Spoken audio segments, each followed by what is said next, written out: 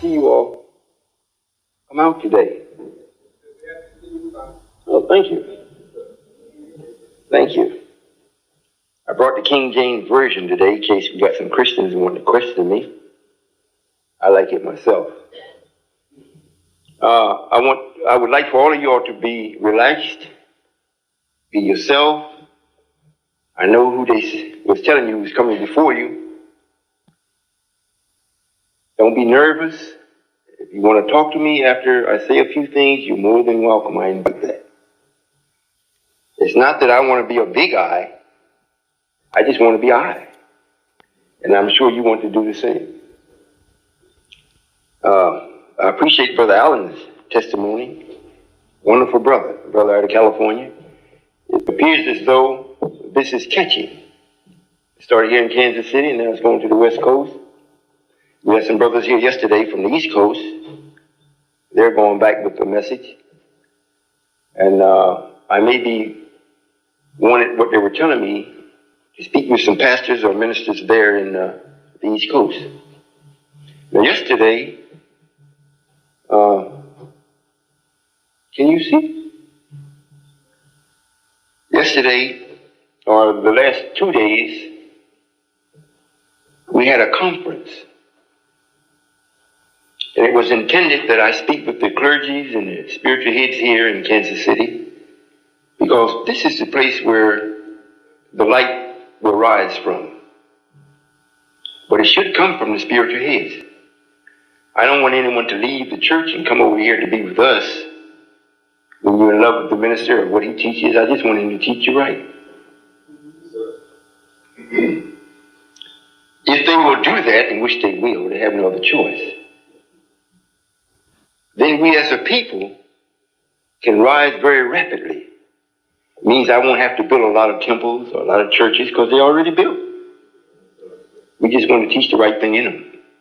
And those of us that come to the houses of worship and bring what we have in the way of offering and receive some right guidance from the pastors, then we will take that what you have gave in the way of offering, channel that and put it in a way where we can employ ourselves and present a civilized way to the world of living. We have an expression, or we'll put an impression on the rest of the world that they will want to be like us. Up until now, that hasn't happened, and it couldn't because it wasn't Allah's will. It's Allah's will for people to be right, but there's a time for it, and this is the time.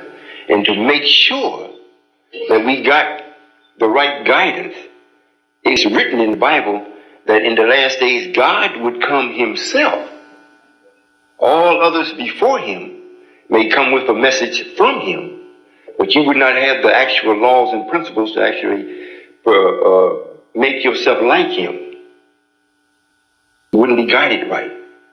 And we can see that's true. Up until now, we've known about God, known of God, but we have not got the laws and principles to actually be like him. Now you all may not want to look like me, but I'm quite sure you would want to be like me. I'm an individual I'm always happy. Although I may have some problems, but that just gives me some work. You know, it's like you go to work, you got something to do, you go to work and do it. So with me, problems is what I'm working on now, so I can solve them and everyone will be happy, like me. Since the clergy don't know me, and quite a few of the Muslims don't as of yet, there has to be something done physically for people to actually see. And I can only do that with those of us that has came long enough to get peace of mind from what I'm doing and what I'm teaching, so that I can actually be magnified. If I'm not magnified, well then I'm alone. I'm still by myself. I'm still just Solomon. You know, like you play cards by yourself, I'm just alone. However, since Minister Kareem and a few other brothers that was under the messenger's teaching, they recognized the voice of their mother, They wanted to come and check it out and see if they had a little bit of the Father's voice in it. And lo and behold, it did. So they have went to work to exhibit my personality, which is generosity. We are not a selfish people. We want what we have. We want others to have it also. And to make sure that you get it, there's one place we know that you do go, to church. The young people may not go, but the older people go. And we can do something in the way with you all, and the young people see. They may come back to start to honor their mother and father again. And I'm sure we're going to be successful because we're already being successful. It may not happen overnight, but for the magnitude of what I'm doing compared to time, it is overnight. Reverend Hartsfield made a statement to me, and we've heard it, I think, mentioned several other places. What took place this weekend was unprecedented. It hasn't happened before. And what came out of it was so profound, we were supposed to speak Saturday evening. We didn't have to, because they had agreed to meet with me at another date, which would be the 20th of next month, if I'm not mistaken. And we're going to come up with a solution. Well, let's put it this way. I'll see if they're going to agree with the solution. Because I'm not looking for it, I have it. Right. And if they agree, we're going to let the public know from here or a place that we rent. In other words, the United Nations of Islam will hold the next place after that meeting, private meeting, and we will let you know exactly what we have decided on. However, if you don't want to wait until then, I have already decided to do it by myself if they don't be with me. But that's not what's prophesied. It's written in the Bible that even the stranger helped Solomon. So we're already successful. We just got to go through the motions of it. So those of us that may have doubt of what I'm doing or what I can do, or what you can do and what you can't do, if it has not been prophesied, it's not going to be done. If it has been prophesied and you haven't seen it, it is going to be done. Now, if you are in accord with the thinking and the mechanism that make things happen with the prophecy, then you're the person that helps to make it happen. And it means that God is with you before you were even born to make sure that it happens, because you gain the knowledge, whatever particular attribute that you are expressing. Now it's time for it, so God is with you and backing you to give you the mental power, the physical power, and the support of other brothers and sisters that think like you. It's got to happen. That's wonderful. You may be thinking, say, well, I wonder, how can I do it? How can I? As long as you think that way, then the answer can come and you move out on it.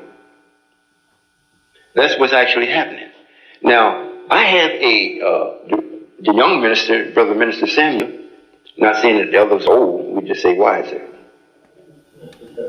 He made a statement that the children of the 144,000 belong to me. This is true, not only of the 144,000, but the children, period, according to the Bible, belong to me. So this means the young people are going to be with me.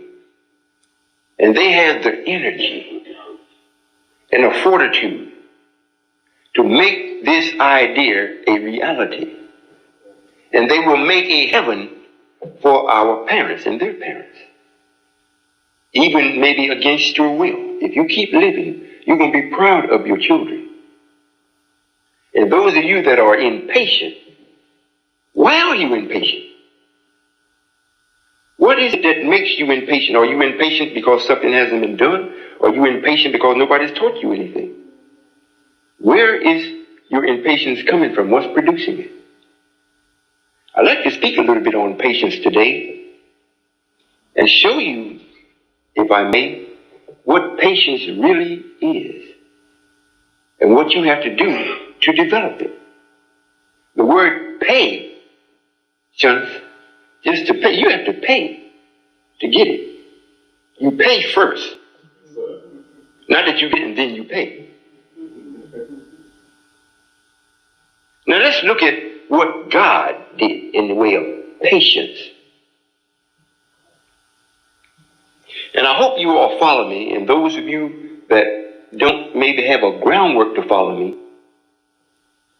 when the floor is open for questions, you don't have to follow the line of thought in which I'm speaking in. You just ask what is in your mind to ask. My time? Well, come fix it, brother. I don't do things in secret. If something wrong, we take care of it. Since I can't see it yet, I'll use his eyes. I don't think so. Things are not always the way it looks.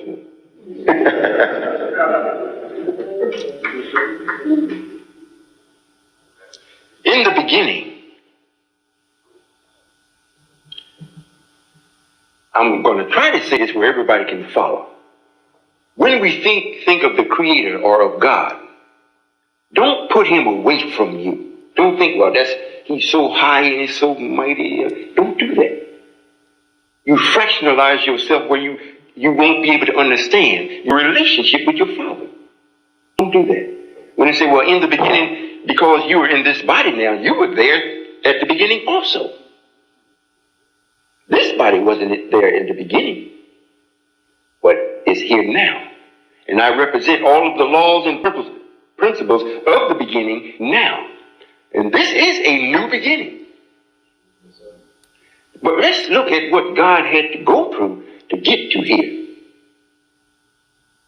And this is for all of us, all of those that may be a little impatient. You know, we speak in different places. Very seldom a lot of people come out. Even if they start to know me, they'll get the tape and they listen. And I don't know if they think, well, that's so heavy. I don't want to go out and make myself present. I'll just wait until it's over and buy the tape. A lot of people do that. They won't come, but they purchase the tape. They call the 800 number and get it. And we mail it to them, mail the list and everything. So it's quite a few people know about me. But when I show up, they don't actually come. I don't know if they feel like, well, I have to be holier than thou to be in his presence. No. Book reads, come as you are. Now, you can be decently dressed, but in your mind, come as you are. Now, let's look at what Allah did in the beginning. He noticed that something came with him other than just him. Another force or a reaction to his motion, which that hasn't changed today. Whenever you think of something, you have another thought about the same thing. Right? The first thought is always a lost thought. But since we have never been practicing the first thought, it seems a little alien to us. And we're in a world that's not operated right. So it looks like if we accept that thought, we're going to be wrong. But that's really the right thought. The second thought comes, and since this is the world of Satan, it blends in with the world. You say, yeah, that's right. But it's really wrong. Think about it now. Here's a God that has created everything that there is at the time when he started recognizing this that came along with him. Before him, there was nothing. But now, since he's created things and put his own self into motion, he keeps getting this second thought.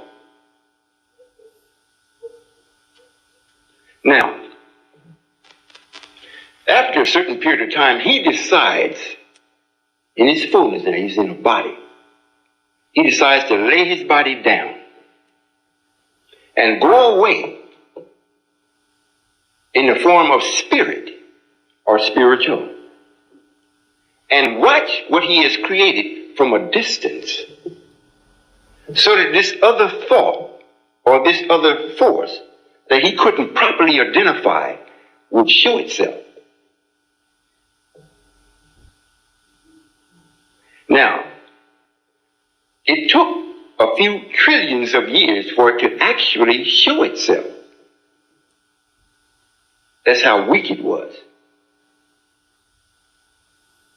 However, when it made its most pronounced showing was 66 trillion years ago.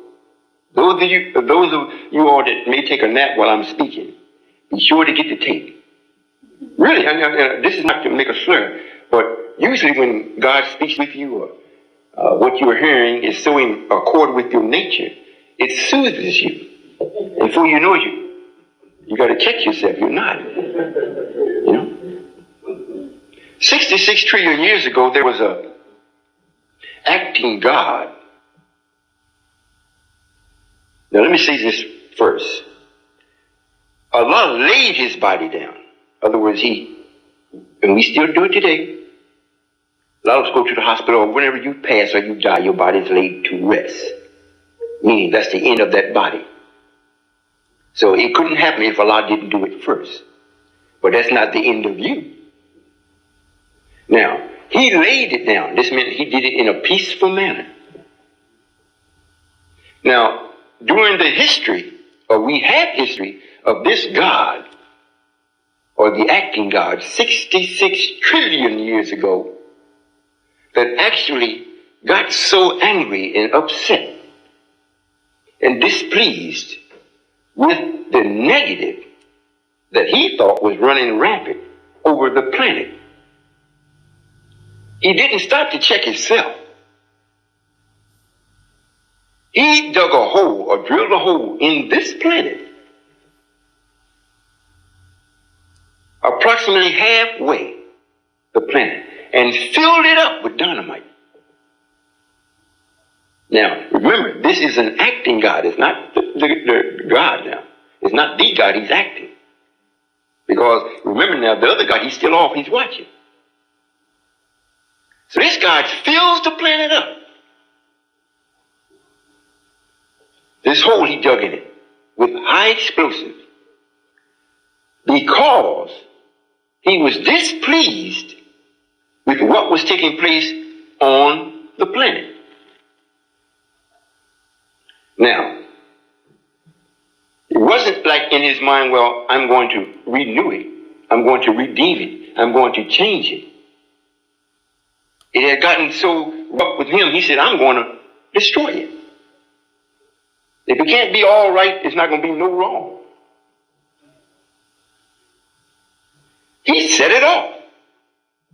And we see the evidence of that today in the course of what we see, the moon. The moon is a part of this planet here. Now, it's written in the Bible here that the dreadful part of this day is going to be as such that the earth will reel and rock like a drunk man. You might say, well, that's terrible. It's not as bad as a piece being blown off. I just want you to follow this through now. Just think. Here's a God that was acting God. And he had the permission to do this because the original Allah gave him the permission. He gave him the knowledge to do what he did up until to the level that he wanted to express. He didn't have it all, but he had enough to be God. That is, he had more than anyone else. He blew a part away from us, from this planet. What's coming up now to show the mercy of what's taking place? Just to get rid of the negative. We're not going to blow any part away. But the earth is going to shake a little bit. You all keeping up with me? Yes. After this act was done, this particular God had the knowledge to know how to reproduce ourselves. Since he went off on the part that was blew away, which we call moon, the whole planet was named Moon. The whole planet was named Moon. And that part that blew off, he was on. So we kept that part with the name Moon because that's where the knowledge went. Although it died, now we are left here. How are we going to reproduce ourselves? The ones that were here didn't have the knowledge. They didn't know. Now, we got to go back to school. We got to go back into creation. How did God do this? Now, we're doing this today also. Because you're going to have to know what I'm saying. How am I saying? What gives me the right and the authority to say this? So everybody's going to have to go back to school. Otherwise, you're going to have to go back to the absolutes of things, the laws and prayer. You're going to have to go back. Now, by the God going back of the ones that were left, God's scientists, by them going back and studying themselves and other sources of power that the planet produced, the one that had the most power, the thing that had the most power in it outside of himself, is water. Is water.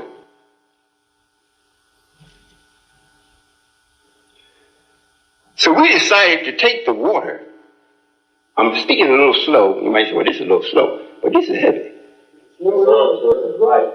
So when the clergy and the Christian, because these are people that really want to be right, they don't know how to be right. They're using their loyalty to the thought and idea of God instead of applying the laws and principles to actually be God. So they're not bad people. But what are we going to do to actually cause them to actually be themselves? We can't just keep talking about Jesus Christ. He's been gone for 2,000 years. In that sense. But what he operated on hasn't gone no place. It's still here. The law is still here. So what he did, we'll be able to do it better. He said it himself. You will do greater works than me. If you do greater works, you're going to have to use what he used and you have to use it better. Right? Yes, sir. Oh, so they went into the water and found all this power. Now, water is a material that's very flexible. But it's almost like God himself. You can't get rid of it. You know, you put fire to it, it turns to gas. You put coal to it, it turns to ice. You put the right temperature to it, it just floats, it flows. But you can't get rid of it. That's powerful. So the God was thinking, said, well, wow, we should be able to do something with this. Something that is this powerful. It's almost like it has the ability to create something in and of its own self. Well, now, if we could give it just a little help, perhaps it would be an agent for us to come through and keep ourselves here. Now, we're going to have to form it in such a way where it stands up. Make it look like us, but keeps the softness. Now, we found a way to do it. We said we got to give it some character. We got to give it some expression. Now, since it didn't create anything of itself, but it has this potential, we'll give it our emotions, our feelings, the biggest part of our love, and let that be it. Not that it has it from us, but it's not a part of them. No, we will make them that. And this will leave us free to go out and create and come back to it. And they will have taken care of what we have created while in our absence. Meaning if we made a home, anything that is ours in the form of the particular person. And we have 1, 2, or 3, how many ever wives we have, they will make sure that what we have, that we make, they take care of it. And even inspire us to make more. Now, we're still speaking on patience. The God still hasn't came back. The ones that's making this water to stand up, to be like this, isn't God's. They're scientists. But what he made, what they made, was so pleasing that we decided as God to keep it from now on. And it's woman. It's woman. A water man. You got it? Yes, sir. The things that I'm saying, if you really think on it, there are many ways to look at it. Since everyone has a character of their own. You have your own signature. If everyone's fingerprints are different, you have a different way of seeing things. But just because it's different don't mean it's not right. And because I'm expressing it this way, it is right from the way that I'm expressing it. But you can think also. And from the level of your thinking, you can see where you are right in the way that you're thinking. I'm just giving the base of it. I want the brothers to know the duty and the power of the female. I haven't been speaking on the sisters because the brothers have to get things done first. We were first, we made the sisters. We made the water. We made the water man. We made the wool man. And we made it in such a way we're not ever going to get rid of her. So we have to understand who she is, and she got to understand who we are. We're starting over again. 66 trillion years. The most pronounced expression of negative in a negative way was performed. But look what came from it. Another being. Because the God expressed negative. Now the original Allah laid his body down. This one didn't lay nothing down. He tried to lay the planet apart. But because of that, we now have another way of keeping ourselves here that we really enjoy. But the God hasn't come back yet.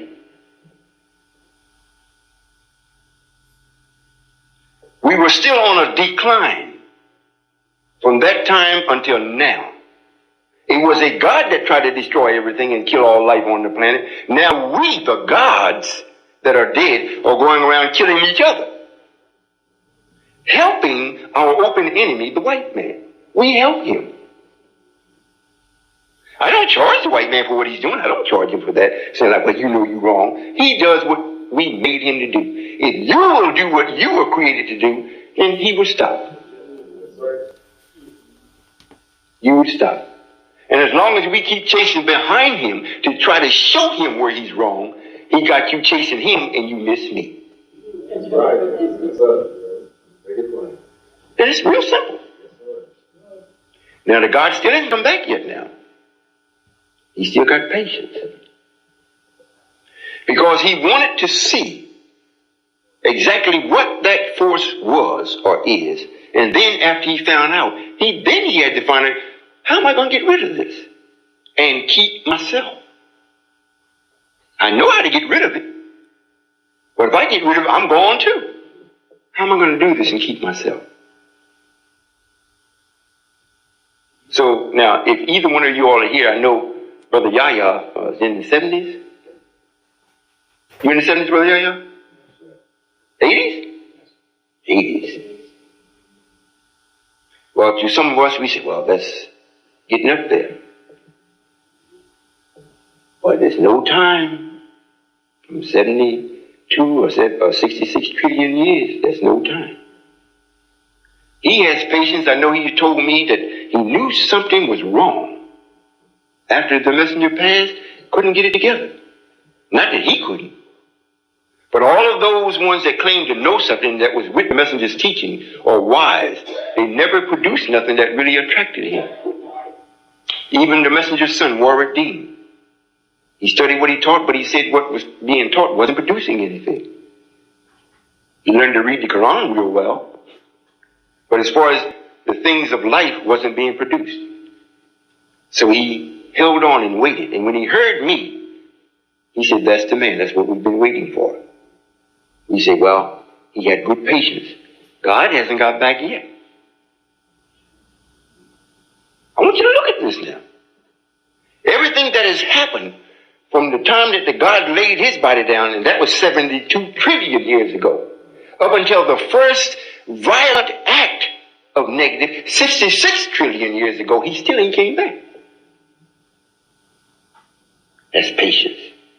Now he's working his plan. How does this relate to now? I'm the new God. I really am. Right. I may not look like it, but I am. Right. Yes, sir. We put it in the Bible and we put it in the Quran. What I would do, what time I would come, and what I would look like.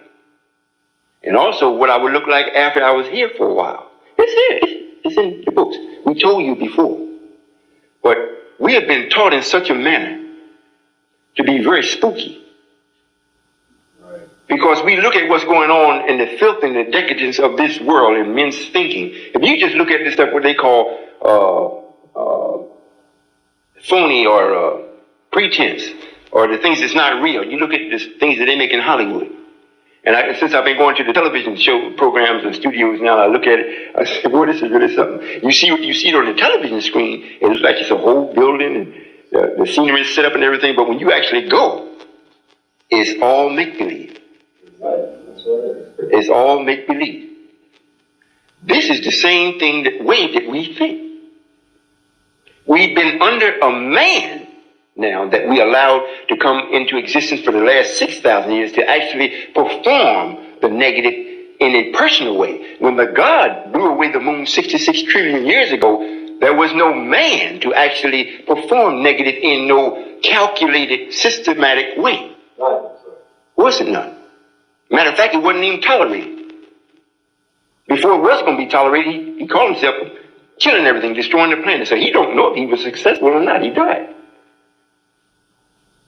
But now, the God, still having the patience, has brought it up until now. Now we've had our water, the water man, serving the enemy of man. I want you to listen, and I'm not against the females. I'm not against you. Everybody's got to think. I don't care if you a man or woman or child, you got to think. And when you think, you have to think on things that will bring you have to think in a way where you can get a solution. Not out of your feelings. Now, we know we made you. We put feelings in you. So that contributes a lot in the way that you think. But if you got a real man, if you don't have a real man, I'm the man. I don't have to be there with you. Get a tape, get a paper. Read it and think what you hear me saying or what you read off the paper that I'm saying on print. Think. You have been loyal to another man. I have to present a system or make it inviting for you to come back home. Now let's look at what happened when the God blew it away. The planet in its totality before the moon was blew away was balanced with land and water. But when the moon was blasted away, all of the water that was on that part spilled back on this part. Right. So we didn't let you get away, but another man came and stole you from us. Of course we let him. So now we have more water on this planet than land. This is a fact. Now, black man, what are we going to do to make sure that the water represents our true feelings? Because what you experience, they are experiencing, they are us. We put our feelings and our emotions in them. What are we going to do to bring it back? Are we going to be the God of 66 trillion years ago, or are we going to be the God that was at least curious and had patience that was of 72 trillion years ago? Which one you going to be? Or would you like to be with me, absolutely new, when nothing bothers you? And if it does bother you, you have the power to eliminate it instantly.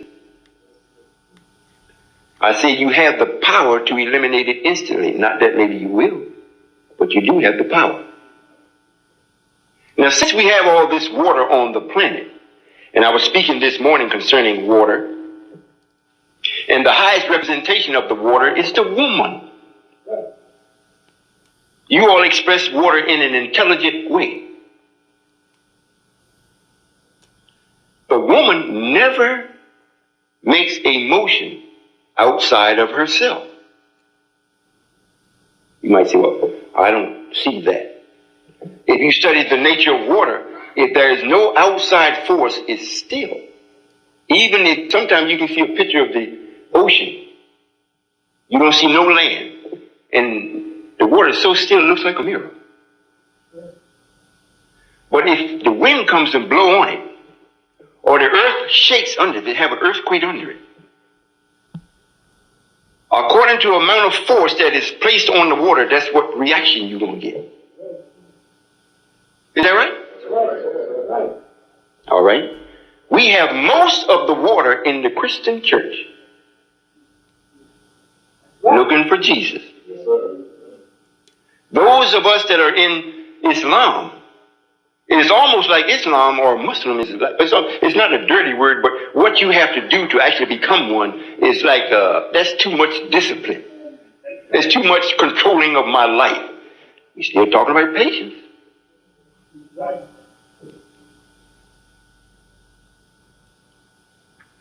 If we, the black man, actually be God,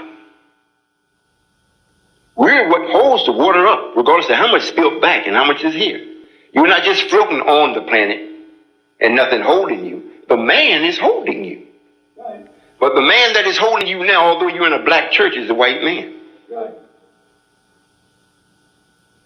Right. I want you all to see, because in this particular part of the country, since I'm making myself known and I want everybody to see from the show me state, the best thing for a person to see on the first look is the civilized water. Believe me. You look at the man, if he's really God and he's shining like God, sometimes it puts a little fear in you. But when you see the water and it's calm, I don't care how deep it is, it's not threatening. But it's a pleasant sight. Is that right? Yes, sir. Right. Well, I'm interested in, here in Kansas City, that the sisters come to the temple. You don't come and join. Just come. Get the knowledge. What we do, we talk. We explain, we express. Now, there are laws that you must abide by when you come. We don't want you to come in cursing or come in with miniskirts. Not that it's nasty, but it takes our attention off of what we should be on. That's right. You should come. I don't care how old you are. You should come and find out how to take on this beauty. And it makes no difference how unpleasant you look on the outside. When we finish dealing with you mentally, the inside is going to change the outside. Right. I'm an individual that's extremely beautiful in here. That's right. I really am. But to show you the patience and the beauty of myself, speaking of God, in order not to offend you and to cause you to see me as one of you, I appear this way. But regardless to how obstinate you come to me, if I'm in your home, I respect you. And before I leave, all that opposite, this attitude of being obstinate will change. Your view will be different because I don't give back to you what you give to me. I can take it because I know it's not real. Right. Are you all listening? Yes, sir. Yes, sir. Right. Shortly, I can't wait for the inside to rearrange the outside. I can't wait. But what will determine how fast that takes place is how quickly you accept it. Now, it's no way in the world that the original Allah don't know about me. There's no way. And if he knows about me and he knows that I am love, I am light, naturally he loves me. Right. And all of the scientists that speaks about in the Bible and in the Quran and whatnot, they also love me because God loves me. So God is still being patient. But he knows the love that I have for him and the way that I have self-created myself is the answer to the reason of him even laying his body down. I'm the answer. So whatever I will, in this childish state, they make it happen. Right. Are you listening to what I'm saying? Right. So when I go and speak to the clergy and to the reverends and to the ministers, it's extremely difficult for me to go and just say, well, who I am. Because it's a shock. Right. Right. They have put forth all, and I don't expect that for them to, I don't do it and I don't expect them to accept it immediately. Because here's someone that has been putting forth all of their energy, talking about God, trying to show people God in the unseen. And it's difficult to show somebody something that you don't see. And you keep doing that, and you keep doing that, and you've been doing it for generations and generations, so much so it's bred in you. Then here comes this person and says, well, I'm God. That's right. That's hard to accept. That's right. That might be a bitter pill. However, I don't do it just that way. I speak to them in the unseen while I'm speaking to them physically. You know, the subconscious mind don't miss nothing. Right. I love it. And the subconscious mind will never lie to you. You get that? It will never lie to you. Even if it's showing you a lie, that's something that happened. And it's truth that they're showing you, that this person lied, or that's a lie. So while I'm talking to you like I'm talking now, I also talk to them in the unseen. When I'm going home and they go home, they feel good. I let him know he's not God. Maybe he'll take reevaluate what he was saying. At the same time, while they're telling themselves that, I'm speaking to them too. You know you don't have nothing in your being to reject me as being God. You didn't see nothing negative. And I speak louder than them. And if you sisters will, I see some that has been here and leave or have left, and they come back when I come into town. This is an ongoing process.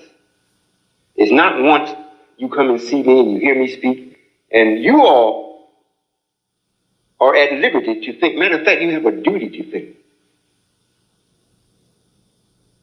I'm sure you can't find anything I'm saying is wrong. You can't find nothing wrong with it. You might don't see how it's going to be done, but you can't find nothing wrong with it. Since this is a growth process, if you would come, especially the sisters and the little sisters, if you would come, even if your husband won't come, and when you go home, and you don't try to force him to do something, and you be yourself according to what the principles of what you're being taught here, he will come. You know, we can have an oak tree, and an oak tree is a representation of the black man. It's powerful, and it lives a long time, especially if it's in good soil. The average life of an oak is 1,000 years. 1,000 years. But if you get the female upset enough, and if it's enough of them, they will uproot that oak and carry it downstream and put it someplace else. So you have the same power with you, with a man that you think that don't want to do anything with this. You all are mirrors. When we look at you, we can only see ourselves of that we took out, that we can't do without. We got to go back to it occasionally. We got to. And if you accept this, it starts to become a part of you, and naturally, what we expect from a woman first is beauty. Number one, beauty. That's what we look for. It's like looking at the moon at the right night. If the light is right, all the conditions is right, there's nothing more tranquil, more beautiful than the moon. Well, that's you all. But the God is still patient. He's saying, well, Royall, which that's my name I was born with, whatever you will bring it about. And when I was told this, and Laws and Principles backs it up, the first thing that came to my mind, what would I will? Now, from what I'm being told by or from the original creator that has power over everything except me. And he don't have to have power over me because we both going on the same track. We're going together. What would I will? I would will for the black man and woman to be one again and happy. And back into a creative mode of thinking. That's what I will. Then I found out, okay, after you will that, then the logistics has to go into motion to produce it. And that's a lot of things. Y'all going to sleep? Yes, sir. God is still patient. He's still waiting on you. Now, to prove that we as a people have failed in the way of righteousness are causing an end to his patience to be justified in a right way. What will let us know that we have not been successful is the plight of our youth, the young people. We're supposed to be so impressionable upon them that we shape and mold their mind and their thinking. But we're not doing it. You know why? It's because the first nurse and the first teacher has been allowed by us, the God, to go astray and remain there. So now when the young brother and sister is making their debut through their womb, the womb of their mother, they're shaped, as the book reads, in iniquity. So much so that they say now, I don't care who talks to me.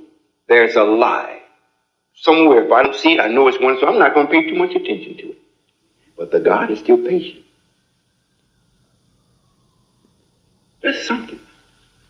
To think you can't get truth from no place. If you get it, you got to add falsehood with it. And it's the saying that says you got to take, now listen to how this is said. You got to take the good with the bad. You got to. It's making like the bad is the definite statement. You got to take the good.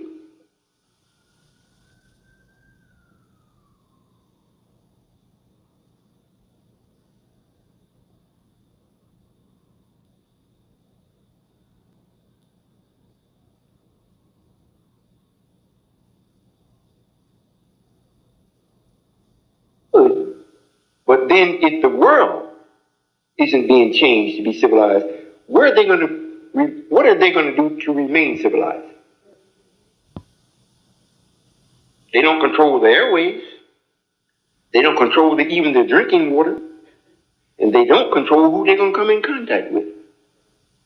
So how are you going to remain pure if someone don't come that is pure and change everything? Right. Right. Now, in order for us to be clean, we got to clean the sisters up, the water. And then the water washes the brother. This is true. I want you all to know the power you have. If I'll be your husband, although you're married. If you will listen to what I'm sharing with you and start to put it in your mind and start turning it over, then you will help your brother, your husband, your uncle, whoever is around you that is of a male stature, when they see you. And I will start presenting things for them to do. You'd be surprised how quickly you can wash them. You all don't believe me, do you? Yes, sir. Well, if you can lead the man off in filth and make him like it, you definitely can lead him in another way. Really? Because you can go sit to the bar and some of them will come up and you know it's wrong. They got so much paint and stuff over their face and the lights, the way they got it in the bar, makes them look real good. You know it's messed up. And they'll lead you on off and you'll be just as happy. Right. Right. You can do the same thing. Now, it's going to be a wonderful thing. We have two cities here, like in Minneapolis, Minnesota. You got twin cities there, you got twin cities here. As I was saying this morning, you have always one that's dominant and one that's subordinate.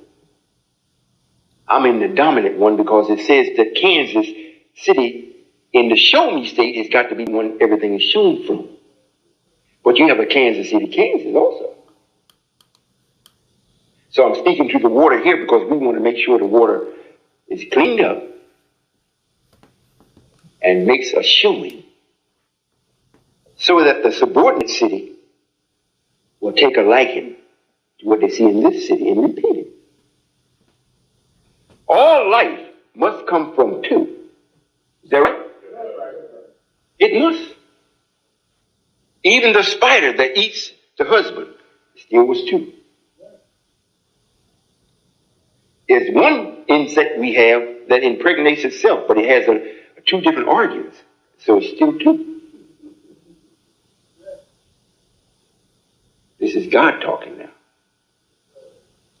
Now, in order to make this real and make this show me state really show, we got two cities. Still got two that life is coming from. So are y'all going to be with me? Yes, sir. Now, this David, Elijah Muhammad, has actually produced a powerful son of truth that the God had promised him that he would give him a son named Solomon, and he shall build my house for me. And all of Israel and the Israelites shall dwell with him in his kingdom forever. Forever, that's a long time. Not in the original lost kingdom, but in my kingdom. But that is the original lost kingdom. Because we are as one, we're twins. Here you got another two. Right. Are y'all following me, or is this too slow? These are things that you will not learn in the church. They talk about me, but they don't know me. Right. I'm not charging them or blaming them for that, but I am at least here now. Those of you that do come out in here, if you conduct yourself in such a manner, they will know something is different. I sat on a panel yesterday, and if you all get the video and you watch it and you see it, study things that you see. Study it. Yesterday I sat between two females. One was in accord with my harmony, or with my oar. The other didn't know me. I wouldn't watch her, I wouldn't look at her because she was struggling. What is this I'm picking up? Oh, you over there?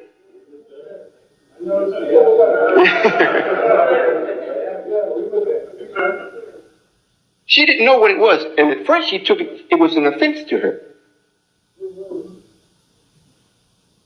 So as not to confirm that it was arrogance or condemning her, I wouldn't look at her.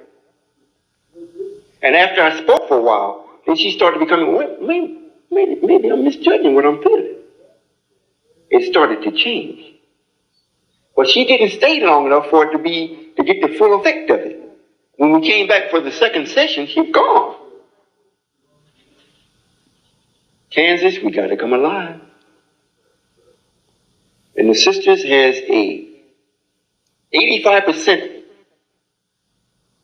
responsibility to make sure it happens. 85%. Now, I'm not charging you if you don't. I'll be the woman and the man. God is independent. I'm self-guided. You can't do nothing I can't do. You know, you can bring birth or have a child, but I can say be it, he'll be it. And really, I'm before you now because this is what I'm supposed to do. I can't wait until the time has produced itself in such a way where I can exhilarate. I have now got a car that I'm traveling around the country and going to different places. I got the car especially for a spirit. I don't like slow things. You know, I like for it to at least be there if I want it, it's there. If I want to go slow, then I go slow. The car I had before, it wasn't real fast, but it was real comfortable. Not before, I still got it. I still like it.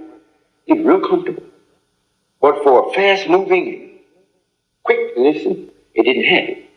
It had speed after a while, but it gave me comfort while it was doing it. This one is very quick. It has comfort, but not as much as the other.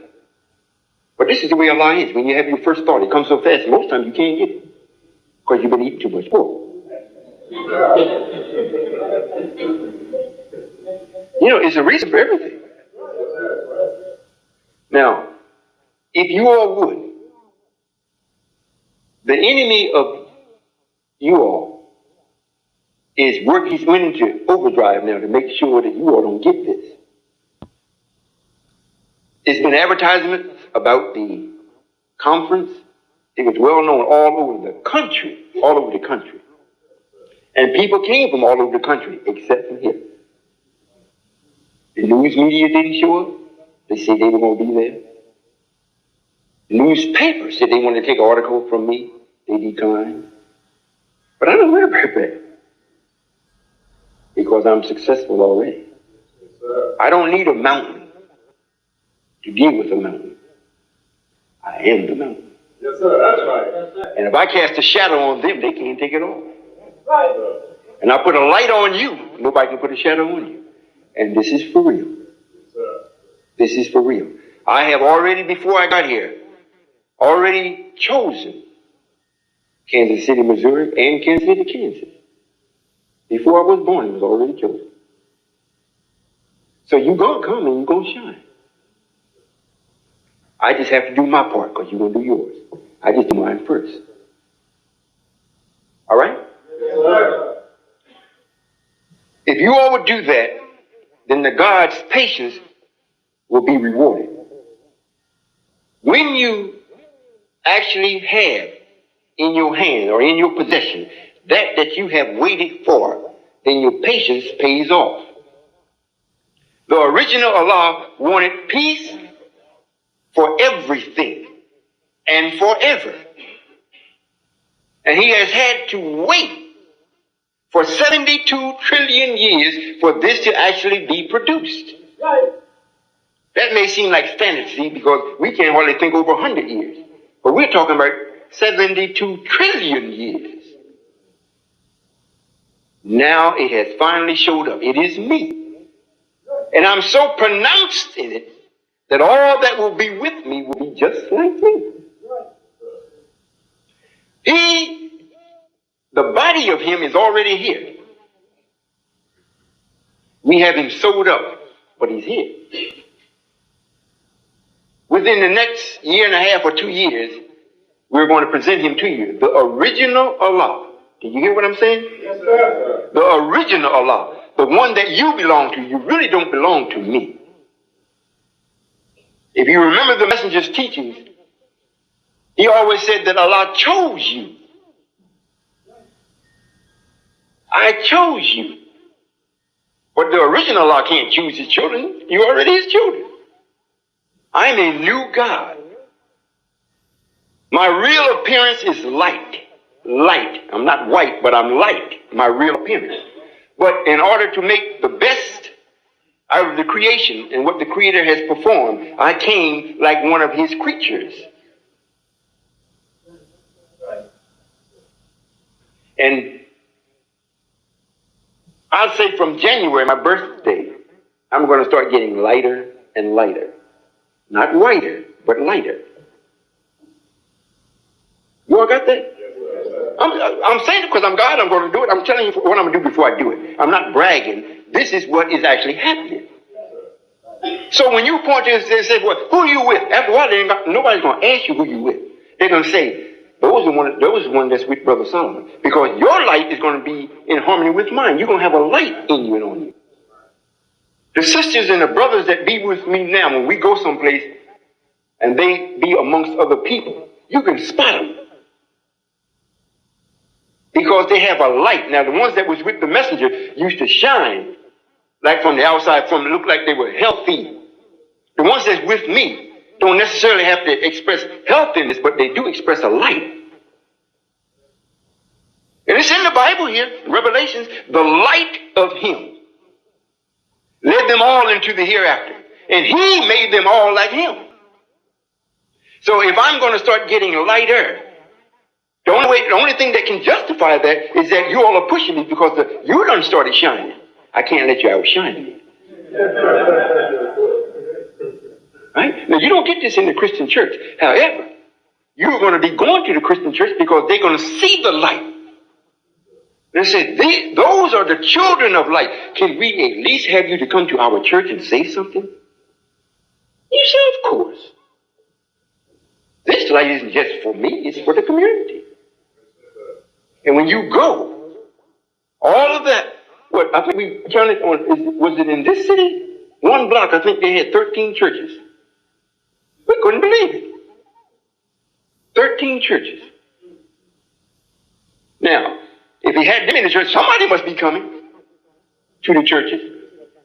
So if you go, if one of us go, and if it's at the right time, and you have the right spirit, and you got the right knowledge, if it's for me, it's right. They cannot ignore that. And something else I'm going to do very soon too. Matter of fact, I'm already doing it, but I'm going to intensify to a degree where you know I'm doing it. I'm going to change the food. I'm going to make you all start eating right. When you eat wrong, I'm going to make you sick as a dog. I'm not going to kill you, but you're going to be so sick. Oh, Brother Solomon said that. I'm going to make you sick as a dog. Because you cannot be beautiful putting filth in you. It's just impossible. Sisters, you all are a beautiful expression of God's knowledge. You really are. Or shall I say, you are, at this time, potential. But if you weren't that of essence, I would have to say be and change it. But I don't have to say be. The messenger taught us, if I'm not mistaken, I think Brother Alex can bear witness to this, he seems to be somewhat of a historian as the way he remembers things. I remember the messenger teaching us that the black woman was so beautiful that she was unpolluted. During the month of spring, around April or whatnot, a dog would even marvel at her shadow. He didn't see her, just her shadow. This is like 66 trillion years ago. That don't even make sense, do it? Because we're so far away from that. But the reality of it is still there. To let you know it's there, regardless of how much this negative has done, from 72 trillion years until now, you're still there.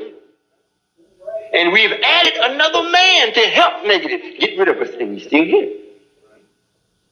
Is that right? White people never existed in history, in creation, until 6,000 years ago. They are a new man. They were not here. And they were brought here for the express purpose to do us in. If it had the power. He's still here.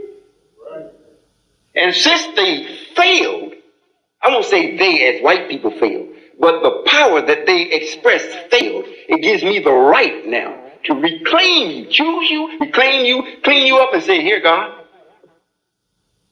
this is the way you were before you left. So now they're back this way on your return. And he will tell me, thank you. Now go to your house. Okay, I'm gone. You all understand what's being said? Yes, sir. It's serious, but I may be saying it in a humorous way. Because it is. We shouldn't take things in a way that's so serious that puts a weight on you. You see it for what it is, and that's it. If you can deal with it, deal with it. If you can't, leave it alone. If it persists to bog you down, go get somebody that can deal with it. Even if you have to promise them, I can't pay you now, but if God causes me to live, one day I'll pay you. Do like the Good Samaritan did. He told the innkeeper, he said, I'm giving you 2 denarii. You take care of him overnight. And if that's not enough for your service to him, when I return, I will repay you. So we do the same thing. If something is burdening you so hard, get it off. You can't deal with it, let it go. Go get somebody that can. Is that clear? Yes, sir. You got to start. You've got to start. Now, after you start, you got to be persistent. You got to be like the God that's been patient. You got to show some patience also. Negative is not going to just let you go. It is not white people that's our enemy. It's the thinking that he does freely, that we don't do it freely. But he makes you use that thinking that's in you. We have negative in us, except me. So he makes you use it. Or at least you think he does. Now, I'm providing a way for you. You don't have to use that. You can be with me and develop the righteous side of you. You all got this? Yes, sir. Now, I hope you all actually study this, come to the temple. You don't have to come and sit the way you are now and just listen to a lecture. I think on every Friday night, at least where we are, and I think the minister has it here also, you come and you discuss things that's on your mind. And it's not a round table discussion. I have those that are here that can give you the absolute answers to the problems that's being discussed. Then it's left up to you if you want to perform it. You got that? Yes, sir. Well, I hope you accept it quickly, because by the middle of the 20th of next month, I'm coming back to speak with the ministers to let them know, according to what they have been reading about all along, exactly what's happening and exactly what time it is. You know, to be in the house, you know, you and your sister in the house, or you and your friends in the house, and you just cutting up. You know you're doing wrong. And you got the little good brother sitting on the side. Daddy's coming. You know, Daddy's coming. And they just keep messing up. They just keep messing up. And after a while, they get tired of him here. And they don't even pay him no mind. Then he looks, Daddy's actually coming. He says, Daddy's coming. Daddy open the door, walk in, he catch you. You can't say that to the little brother. He's been telling you all along. But he catches you. This is the same thing here.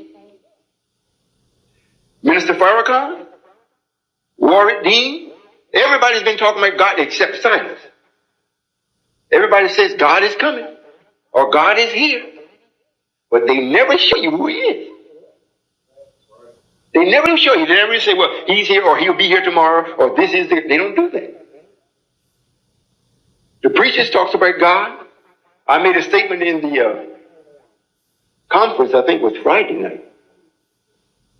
And it upset one pastor so much that he wasn't even on the panel. He got up, came on the panel, and let it be known, hold it. Now, we're not having this in this church here. God is not here. He's not in here. Well, I didn't take it that he was being disrespectful. He just didn't know. But I have the right to say who I am. And I have more of a right to be who I am. Yes, sir. Well, since I didn't come to destroy him, I let him go ahead and say it. Because next week, he's not going to be saying that. He's going to say, you know, God was right here and I missed it. But at the time, that's something sacred. You mean you God? You're going to get out of here with that mess. But if you ask him where is God, he can't show you. He'll try to show it to you in the book. God is not in the book. Maybe knowledge and laws or some principles in it, but it's not God. Well, if God wants you to be God, how are you going to do that if he don't come in his fullness like you to show you how to be yourself? You got to have an example. This isn't so easy that you can think of yourself and get out and you be God. It's not that easy. Elijah Muhammad, the closest person that we know of in history, at least in our history, that represented God, was taught by God in the person of Master Prophet. He didn't just say, well, I got a message and the message made me God. No, he didn't. It reads here that God spoke face to face with Moses. Moses, it never was no real Moses. Never was. It was a Musa, but it was never no Moses. And God didn't talk face to face with Musa. Musa was a master scientist huntsman. He was a hunter. And other scientists shared with him things that he should do. And when he went to retrieve, to make God's promise true, like the messenger's promise has to be made true to us, or Allah's promise made to us through the messenger has to be made true. That you receive money, good homes, and friendships in all walks of life, peace of mind, and contentment. That was a promise made. They promised white people, God promised white people, that you will rule for 6,000 years. But what happened? They were chased out of the Garden of Eden over into the hills and caves of Europe. And they started living the life of a savage. But God promised them that they would rule. Is that right? So what did he do? He got this man that by nature loved to hunt. Said, go find them. And the man was wise. He said, bring them out. It's time for them to rule. Look at us. It's time for us to rule. It was a promise made from God to you through Elijah. It reads here in the last book of Malachi, last book in the Old Testament, the book of Malachi, God is making a promise. He's telling Malachi, or it reads there, that just before the great and dreadful day, I will send you Elijah the prophet. And he will turn the hearts of the children to the fathers, and the fathers back to the children. That's a promise. Now look what we did to white people. Since we promised them, they're living on all fours. He sends this man up there to them. They were in such wretched condition that this master huntsman named Royall had to come back to the science and say, man, I can't do nothing with people. It's so many germs and the disease up there, I will die. It'll kill me before I accomplish the task. They say, well, we'll make something and send it up there before you to eat it up.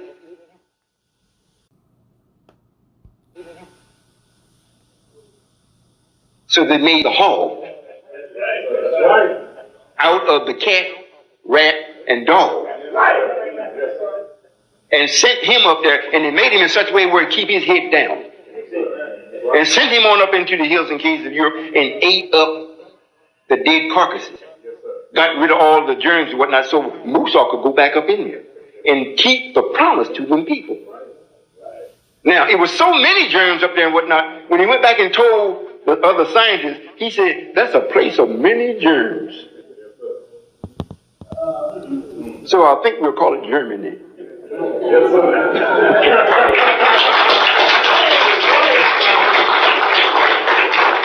Now, we kept the promise to the white man. We are living witnesses of that.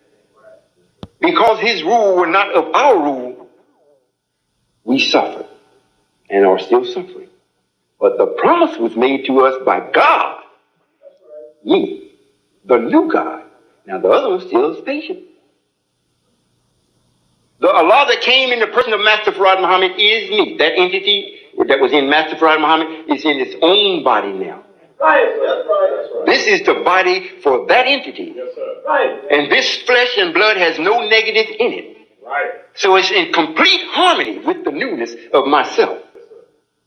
Isn't that wonderful? Yes, sir. And through the messenger, I promise you, I'll give you money, good homes, and friendships in all walks of life, peace of mind, and contentment. I got people that bear witness to that now. They do this now. So much so, brothers tell me, I just love you. Sometimes it almost brings me to tears. Because the love that they're speaking about is from the core of them. And I said to myself, I chose the right people. I am not throwing my knowledge or pearls to swine. These are the right people. That's wonderful. Now, in order for you to flourish and actually receive this money, good home, friendships, and all walks of life, you have to accept the laws and principles that will actually produce that. Since you don't know it, I'm sharing it with you. And I'm protecting you in your growth to make sure that you grow. I don't care how old you are. I'm protecting you. And this is something that will be shown with the clergy and the ministers. I intend to let them know exactly who I am. I'm not just a God of vengeance. I am that God of love that they speak about all the time. God is love. I am that. But I express my love in a mathematical way. I don't do it in a way where it comes back to haunt me. I don't say, well, yes, I love you because you're the black man, you have potential and whatnot, but it's all right. I understand. You can keep eating the pork. I don't do that. Because I know you're going to want to be close to me when you have the opportunity, and Satan that's in you will make sure that that happens in the most inopportune time to embarrass me. So I have to express my love in a way where nothing ever comes back that I didn't put out. You got that? Yes, sir. Now, naturally, you know they're not going to believe me right off. And even if they believe me, they got a problem. Here I've been telling my wife for 10 years that I love her. She's the only one. Now she caught me with this other one. What am I going to say that's going to cause her not to judge me in a wrong way or be angry with me or leave me when she caught me? Here the pastors has been telling the people for years. Then if they accept me, what are they going to tell their followers? So right away, if they want to, they got a problem. So you know how we'll solve the problem? I'll say, well, brother minister, reverend, Mr. Clergy, so-and-so day, so-and-so happened. I know he's going to go tell his followers. I met this man, he told me so-and-so and so-and-so and so. He may tell it in a disrespectful manner, showing that this is the time where people are going to step up saying, he is the one, or they're the one. They use this in a sense to show that this is the time that Scripture is saying. But then what's going to happen, what I say is going to actually happen when I say it. And he goes, When that happens one or two times, he's going to tell his followers, the man really is God. We got to lay it up, don't we?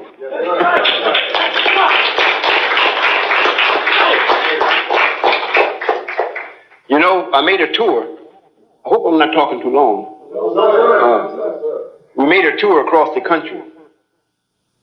And every place where I went, a lot of people didn't really want me there. But I don't move based on what people want. I have to move based on what I have said. I've said it through prophecy. So I have to do it. If I said it, I have to do it. So it's written in the book that this would happen. And I already knew what to expect. After the tour was over, I made a promise that every city that I had gone to, that I was going to touch. With a little destruction, some more than others. In some cities, I was going to show a little love. But not many. Because I don't know of one other than this city here, from the ones that we've gotten started, that actually showed me any love. Ironically, the ones that was in California did, and one or two brothers in the city of Dallas did. But they were already with me, except the ones that was in California. Brother Allen, I knew him, whatnot, I knew he was with the messenger, whatnot, but they made Brother Charles, Joseph, they loved the messenger, so automatically they loved what I was saying. They didn't know me, but they loved what I was doing and saying. So they made it very comfortable for me and my family and the ones that were with me. So I haven't done too much there yet with them. But the other cities, to show them, because that you have ignored my presence, and to make it as though I don't exist, and you're going to perpetuate this falsehood or this lie. And the only way that you will recognize that I've been there, well, then I'm going to visit you. And if you look around the country, you may be saying, well, Brother Solomon, that was going to happen anyway. Well, why is it happening now? My presence. And to make it as though I don't exist, and you're going to perpetuate this falsehood or this lie. And the only way that you will recognize that I've been there, well, then I'm going to visit you. And if you look around the country, you may be saying, well, Brother Solomon, that was going to happen anyway. Well, why is it happening now when I'm saying and doing what I'm doing? It looks like both of us are working hand in hand. You say, well, it's happening by coincidence. There's no such thing as coincidence. That's right. There is luck, but not for the righteous. The unrighteous can look upon something, but the righteous, matter of fact, I think it reads in the Holy Quran that there is no such thing as love. Is there? There is no such thing as love for the righteous. Now, for this one being, I know the minister, and I'm not to talk about it, I'm saying this because he's my sister, I still love him and whatnot. And we all wrote what he's going to do too, so he just did. But just before I started making myself known, you all had the floods here, I think it was last year, whatnot, from Des Moines, Iowa on down and whatnot. He contributed a lot of that because of what happened to him in Mississippi. Or what he said was going to happen out of that to the Mississippians. That's like stealing my birthright. So it would make you think, well, things like that happened before. He never said nothing. But check it. Just want to check it. At the conference, trying to show you, these people that's coming up trying to steal it, there was a Caucasian that showed up the first night. I think he was the second speaker. He was close to the front. He got up and made the statement that he was to administer to the black man. He was. Now, what I noticed about him, his whole presentation, his eyes was locked directly on me. I looked at him and I thought to myself, the poor boy just don't know. He's looking at me with a piercing determination that I listen carefully at what he's saying so I can reevaluate what I'm doing so I won't be in trouble with the real God. And he is either that or very close to him. What are you talking to God? So I says to myself, well, I don't see where it warrants that I look him back in the eye and might hurt him. So I'm not at home as far as the temple. I mean, someone else's home is mine, but they still say it's theirs. So I let them take care of him. But you have many people trying to get my birthright. But if you don't have what I have, it's impossible. And I don't worry about that. You can't do what I do because you don't have what I have. Is that clear? Yes, Well, I'm going to start opening the floor up for questions. So you all can ask questions. But however, I want to make this something that stands out in your mind that you keep before you in your thoughts all the time. This is the place that I'm starting to show. And how I'm doing it is through you. And you can only be with me if you start to think the way I think. And you don't have to do it in and of your own self. We have many things for you to start to think with. Is that clear? And the sisters here in Kansas, regardless of how you look or how you think you look, start accepting what I'm doing. And you'll be cleaned up. You'll be beautiful again. Is that clear? I'm glad to see the young brothers come out today. We were looking for them at the conference. You all belong to God. You belong to me. Not in a possessive way, but you belong to me in such a way that you're young and you can think quick and you haven't been burdened down with the archaic thinking and then petrified in it. So when you get it from me, you can think and analyze it very quick and move out. You can be quick thinking and fast moving.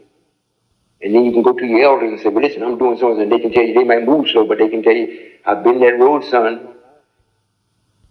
It'd be better that you do it this way. And you can think, oh, you got it. But I'm the one that is the God of you all. that's right. Yes, sir. Well, let him sit on. You don't have his mic on. Yes, sir. I am one of the 144,000. And I'd like to ask you a question. We loved the messenger, so we automatically love you. So I would like to know, and I'm very serious about this, how long will you continue to allow people to disrespect you? Because I don't like it. Yes, sir. This is where patience comes back in again. As far as the 144,000, since you are already sealed, I don't mind disrespecting you all as long as you come in, because I know you're going to grow out of it. But there are others that disrespect me willingly because you disbelieve, or you doubt with no evidence to confirm your disbelief. That will come to an end no later than the middle of, well, I won't say 95, close to the end of 95, the beginning of 96. That's going to come to an end. Walaikum salam. What the brother just said is a very important statement. It's like if you all, it's not like the ones of you all that came to the conference and heard some of the things that were said from other people, and this is one of the brothers here. I call him the clincher because some of the things he said was right in time, on time, and it was on it. There are those that are with me in this type of thinking. If they were allowed to unleash their anger because of the disrespect that they see that I'm receiving, the world would come to an end. Because it don't take a lot of people to show this kind of power. Or to show this kind of power, the only thing you have to have is the right will, the right reason, and do it. You put it and things happen. Boom! Yes, sir. You God. Although you dead, you still God. If you're thinking it is, and you can halfway justify it, and you determine this is what's going to happen, you got some facts to back it up, will it, and it will happen. So it's a dangerous thing in my presence to be amongst those that are with me that love the messenger to blatantly just disrespect me. Yes, sir. Peace be to you, brother. Yes, sir. Is it on? Peace be to you, brother. Yes, sir. I encountered a teaching a few years ago, and it led me to the spiritual leadership of Yahweh ben Yahweh. Who is Yahweh ben Yahweh? Yes, sir. Yes, sir. Yes, sir. Well, you all want to know what he said? Yes, sir. In essence, in short, it's like saying he's God. However, he is a God. He is a God. He just isn't the God.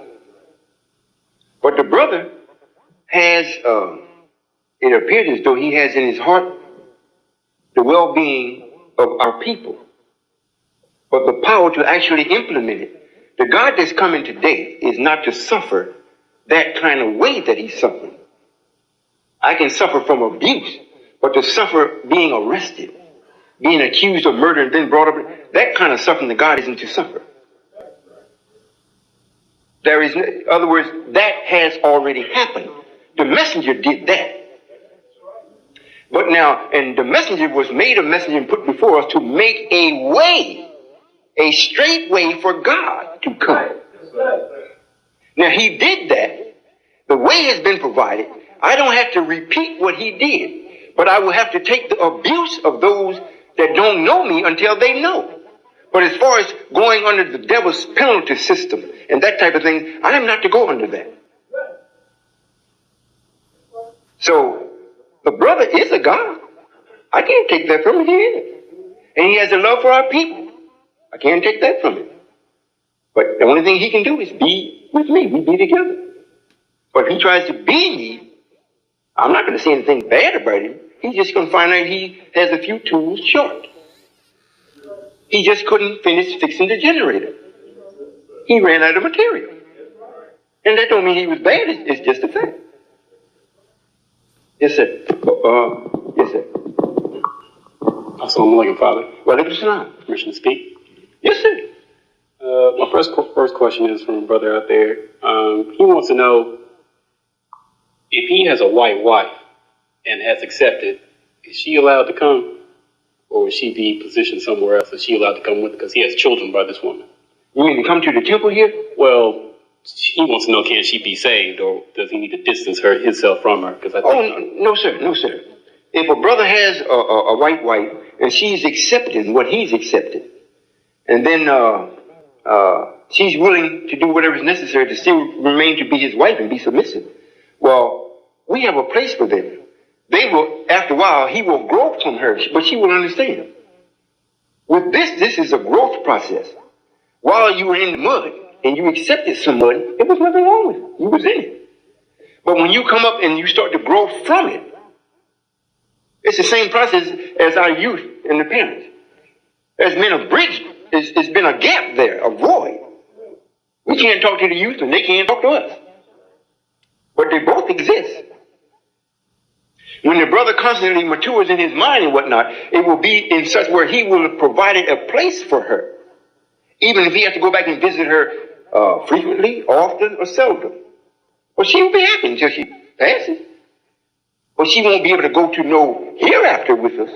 Now, if she has presented herself in such a manner where she'd be one of the ones that actually help us and be of the Muslim sons and go to the city, fine. But the only reason why white women will not be able to be with us is because they don't possess the power. Like Ben Yahweh cannot be God. He just can't be God. I don't care how much he wants to. And because he went ahead of me and did what his soul suggested for him to do and found himself in that clumsy, that is evidence to let him know what you wanted might have been right, but you didn't have the tools to produce it. The same is with her. We allow her to go as far as her capability, as long as she wants to be submissive. And even the white man, as far as that's concerned. So it's not a sin in that sense. And after a while, when we have become stable enough in our thinking, white people can come, even to the temple. Now, if we change it and make it a mosque, they can't come, but if we keep it a temple, they can come. Yes, sir. Now he wants to know the name of, her name is Cindy West. He wants to know the meaning of that name. What do you mean, go west, young woman? Cindy West. Yes,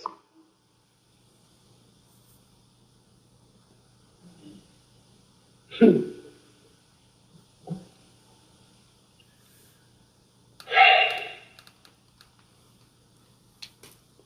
The brother, does he want to know? I'll say it the best way I can. Let me see.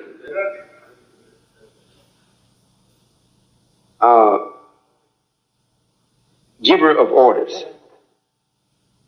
Thank you. That's just Cindy. West means shadow or away from. Thank you. Yes, sir. Now the third question is, my younger brother wants to know, what is the Allah meaning of manifest destiny? Manifest destiny. It means that a man has put a plan into motion and it cannot be changed. He's so in accord with the laws of nature that this cannot be changed. And it will remain that way until it actually manifests itself. So when it completely manifests itself, we can see what the plan was before it did. That's what manifest destiny means. It is nothing that's going to stop it from showing what the man had in his mind. So that's what it means. It is a manifest destiny that God would come at the end of time. You may not accept me now as being God, but because I'm manifesting it, and the magnitude of God is so huge, it may take a while because I have to do everything. From the grain of sand to reshaping the fingerprints on your fingers. And it's done so gradually, it takes a while before you really realize, this man is God. Because I'm not doing things in such a way where it's a boom, and it's frightening you half to death, or you see this thing just pop before you. That's not the way it's done. But when you turn around to go backwards, you can't go backwards because there's so much force pushing you forward.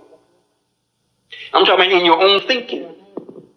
The only way you can go backwards in this is you come and get just a taste and then leave. If you come and get a good drink You can't go backwards. Although you may walk backwards, your mind is still going forward. It's like you got your car in reverse and you're backing up and you put it back in drive, but the car is still coasting backwards. But you got it in drive. All you got to do is give it a little force, or give it a measure on the accelerator, and it'll stop the backward motion. You might feel even the weight of the car before it goes forward. Oh, and then it starts to go forward. That's what happens when I start to speak to you. Since I take care of everything and do everything, I'm not God just come to snap my fingers and things happen. I come to deal with your mind, and you're going to make it happen. I'm going to back you up in making it. Right, sir. Right. That's the way I do things. Manifest destiny. That's that. Yes, ma'am. Assalamu alaikum. Walaikum salam. I have a few questions. This is truly a great day for me. I've always prayed for wisdom and knowledge. What is going to happen to the younger generation? And I always prayed to him. I always preached to him to get wisdom and knowledge and, talk to him about God. I've had visions. And the day that my son took a life, I knew he was going to do it. And I ran to the door and I couldn't stop it. And the day that the police came into my home, I asked God why. And he said, well, you asked me to take him out of the streets. My son has gotten called. He's 16. He was the youngest one in the county in Kansas.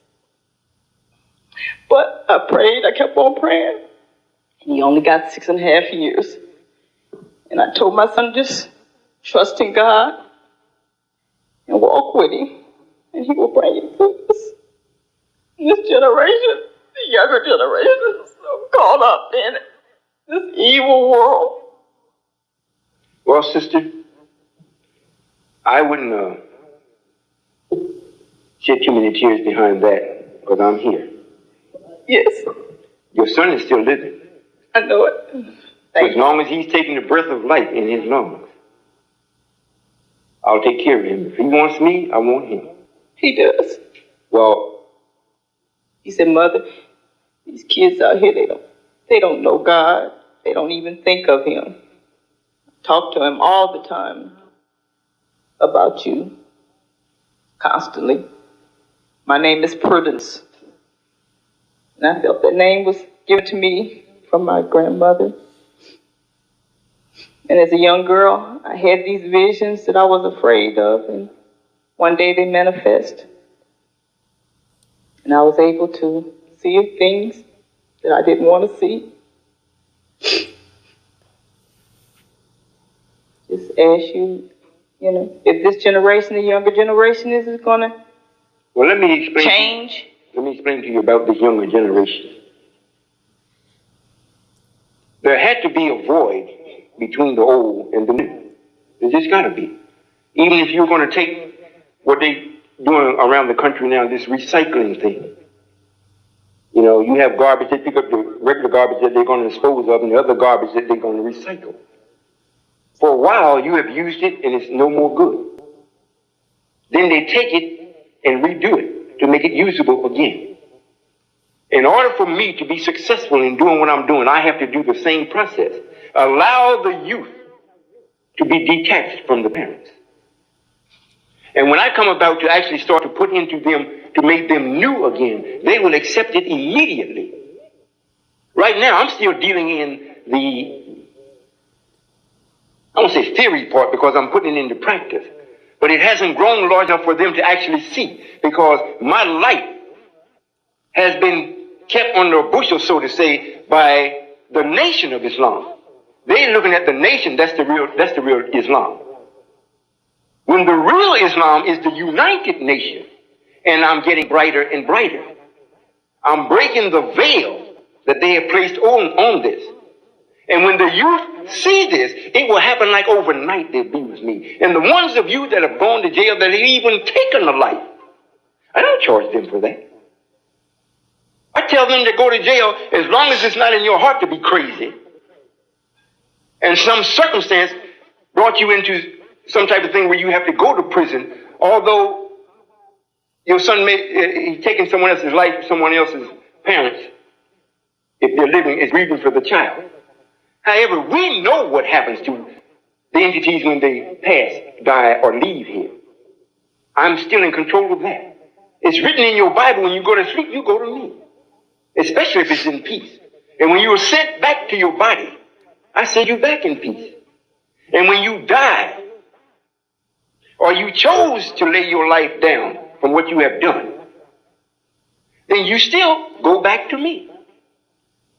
So there is no loss with the black man. It's just that because we are not being God, the planet is not reaping the rewards of our mind. But as far as us as a people, we're not going no place. This white man has not done nowhere near what the God did 66 trillion years ago. He didn't nowhere near that. And he didn't get rid of us then. And he caught us almost like with our pants down. We didn't know how to keep ourselves here. Today, we know how. Because your son is 16 and in jail, bears witness there's a need for me to keep the promise that came to us through Elijah. Now, I say to him, and those that is with us, and the ministers are going to start going to the prison and let the prisoners know. Enjoy yourself while you're in the house. Enjoy yourself. Take a vacation.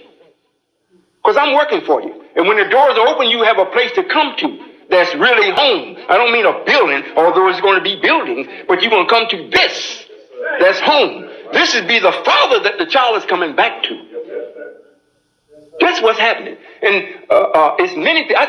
Yesterday, we could have attended, the mock funeral. But I don't lend myself to death. I don't chase nothing that advocates death. I understand the plight of the people that's reaping the misery from death, but I'm the one to bring the solution so that don't happen no more. So I'm here. I really am here. So don't worry about your son. He's young. He's what we want to be. Like Daniel said, give me the youth of 16 again, God. That's what you can do for me. He said, okay. I'm going to take you back to the youth of 16, at least that type of vigor. So your son is already 16, and you don't have to leave from there. Just wake up here. And I'm here. And what I'm doing, he hasn't seen enough evil that outweigh the light that I'm bringing. So he's going to be with me. So you go home and sleep good tonight.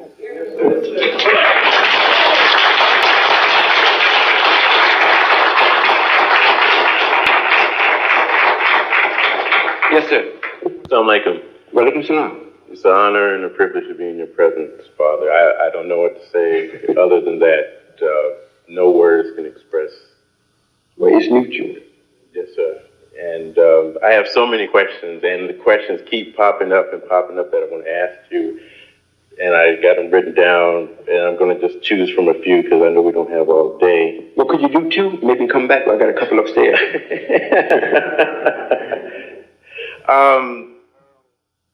Wow, where to start? Well, something I guess I haven't heard you mention on or speak about. Well, you mentioned briefly about the war that's coming up, and I'm kind of curious about that Middle Eastern area and what's going to take place over there. There seems to be a lot of stuff happening over there now in the news, and I'm wondering, what does that have to do with this final war that's coming up, the move that the devil is making with his military over there with Kuwait, Saudi Arabia, Iraq, and Israel, the Palestinian situation. And I know the messenger said that the start of Armageddon, I believe, is going to be over in that area. Yes, sir. Also that Europe was going to experience some war too. And we see Bosnia and what is happening. So I was wondering, from the international standpoint, what do you have to say speak about that? What's happening internationally and around the planet? Since God is here, everybody has to recognize it. Now, it's like we have some believers in Connecticut, and they make an extremely good pie. I don't want you to get on Mississippi. They make a good pie. Now, if I were to go to tell them that I have a better recipe, and if everyone has told them constantly over and over, don't change it, it's perfect. Don't change it, it's perfect. And I come to tell them, they're going to be reluctant to accept the change. They've had Islam in the East over 1,400 years. 1,400, over that. In order for them to respect what we're doing, we're going to have to show them where the true protection is. They call on Allah, but at the same time they ignore him. Like I went to the church, and the brother said, "You ain't God." So there, we have to show them. You're going to call on Allah, let's see if he'll answer you when Satan comes down on you. And at the same time, this allows me to grow. While he's over there dealing with the lamb, what he calls the lamb there. Because the people that's under the teaching of Islam are considered to be lambs. They want to do right. They want to be right. And nothing is more tasted to the beast than a lamb. So if they're over there jumping up and down, because white people, as of yet, the ones that's in authority, they know I'm here. But they haven't seen me do anything where I'm a real threat to them. As far as dealing with nature, bringing floods, tornadoes, and things like that, that makes them think. But they haven't seen me do anything with your mind. So when the flood comes and the tornado comes, he's thinking, hey, they killing me, he's killing them too. So let's laugh at it. But when it gets to the point where your mind changes, then, hold up. We got to do something about him. We can't let him come here and take our niggers. Now, if they must go, we'll give them up. He ain't going to come and take them. But that's not what's written. That's not what is written. I will come and take them out of the mouth of the lion. And then, in the first book that he wrote, said, I will judge the people that afflicted them. I will judge them. So, up until now, he don't see me as a threat. Because I don't look like, I'm not as big as the minister. And the minister can't do nothing. So he's over there running his mouth off and everything. Although I know he's the one that's bringing about this. Or it's either him or because of him we having these floods. We having these fires that's burning up everything. We having the children running away or children killing children. All of the things that he did to us in slavery is being visited upon him now. You know, somebody's going on kidnap the child and run on off with him. They find him behind the church or in the bushes, raped, killed, throat split. Their children. That's what they did to us. Now, we're doing it to them. But that still don't shake him. When I go to take my water back and take the salt out of it and make it drinkable again, he's not going to stand for that. And what will let you know that he's not going to stand for it, you go and get a sister that is close to him and try to tell them some of this. If they are a place where they can leave, they'll leave. If you are in a place where they can't leave, they'll make you leave. Because this is how he keeps us down. The main thing, drugs is one thing. But the mind thinking, how you're being taught from in the stomach. Before it comes from the womb. If you can be taught that way and then come on out. Somebody come along and change it, that's frightening. So I'm working up to that. Yes, sir. It's everything that you see happening in the world is for our benefit. It is. It's for our benefit. Even for those that's in Africa, that's black and is being killed and they're killing themselves like you've seen in Haiti and all that, barbaric actions and whatnot, is still for our benefit. They even see their gods too. They just not the new God. We over here have been made a new people. In order for them to see that we are God, we're the only one that's going to solve their problem for them. And they're going to have to admit, you all are God. We might be from 1 up to 12 tribes, but you all got to be the 13. They got to bear witness. Every tongue going to confess. Not that I'm God, but everybody that's with me to say, those are the children of God.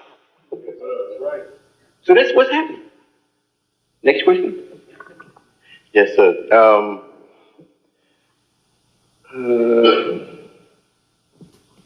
Wait a minute, bro. I want to ask this one. You mentioned in a recent engagement in Atlanta that the 7 angels were about to be woken. up? Yes, sir. Yes, sir. And I was wondering, has that happened yet? No, sir. I'm giving them spiritual taps on their shoulders. Kind of somewhat reminding them it's time to wake up. In other words, they're being alerted now. But they are people that we have made that expresses a very little patience. Really, they don't have no patience. So if they were allowed to come now, they would do some things that they would make problems for me. Or they'd be damaging things I got to go repair it. Yeah. But I'm tapping them on the shoulder, getting them to start, the ones that, and they're not all coming at the same time. They're coming as the need for them, that's when they come. We got two of them that deals just with animals. We got one that deals just with plants. We got two of them that deals just with people.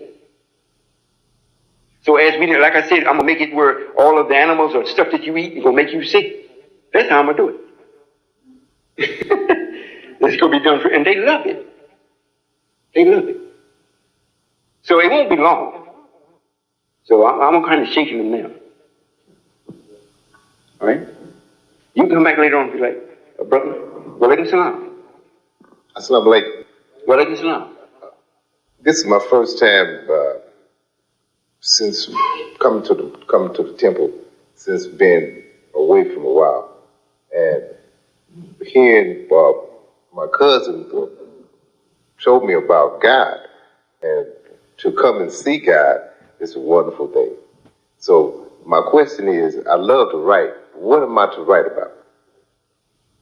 Write about truth. You can write about the time. I don't know how you like to do factual writing or fantasy writing or fictional, or what type of writing do you like? Factual poems. Oh, well, write about the time and write about me. How you see me, how others see me, and the time that I'm here, and the time that was spoken of that I would be here, what I would do in the future, what I'm doing now. It's endless. It's endless. Write it. Come and speak with the minister. He loves to tell things, and you can write. Yes, sir. And welcome home, brother. We want, all of the brothers and sisters that used to come to the temple and have not come back, come. You're not coming to the temple and it's like it used to be, where you hear and obey. This time you hear and you think. And if it don't add up, you don't obey.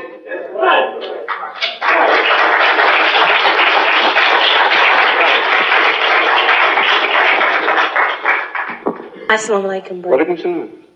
There's so many important things I could say, but I'm going to keep it to a minimum, two things. As a black woman, I'm a lot of things, but the thing that I am most is a mother, and that's the thing that is most important to me. And so I'm going to ask you a question regarding that. I have a son that is 6 years old, and he seems to have wisdom beyond his years. I want to know, is that a result of me, or if that's a result of you? And then how do I nurture that? It's a result of me and the time.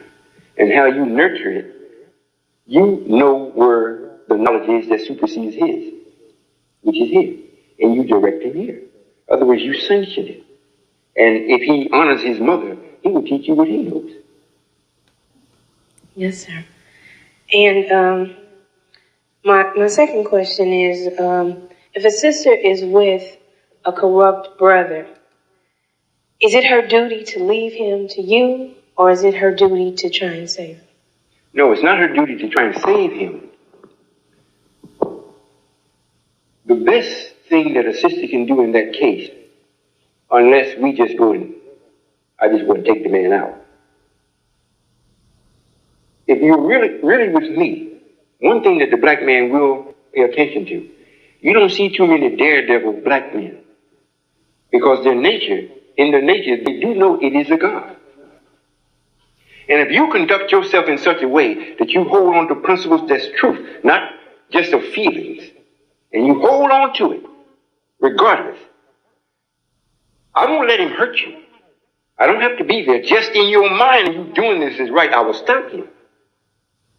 Now, I do this all the time. And it's based on the conviction of the sister. I've had a sister that had told me somewhat of what you told me, and that her husband was being abusive to her physically. And this particular night he came home, he was somewhat in a stupor. And he went to do bodily harm to her, and he had a 10-year-old son. And the boy stepped up between him and his mother. And the look that the boy expressed to his father stopped dead in his tracks. And he told his son there, he said, "I see God." And he turned around and left his mother alone. And from that day on, he never struck her again. So it depends upon you. Now, the touchy part is I can't be used.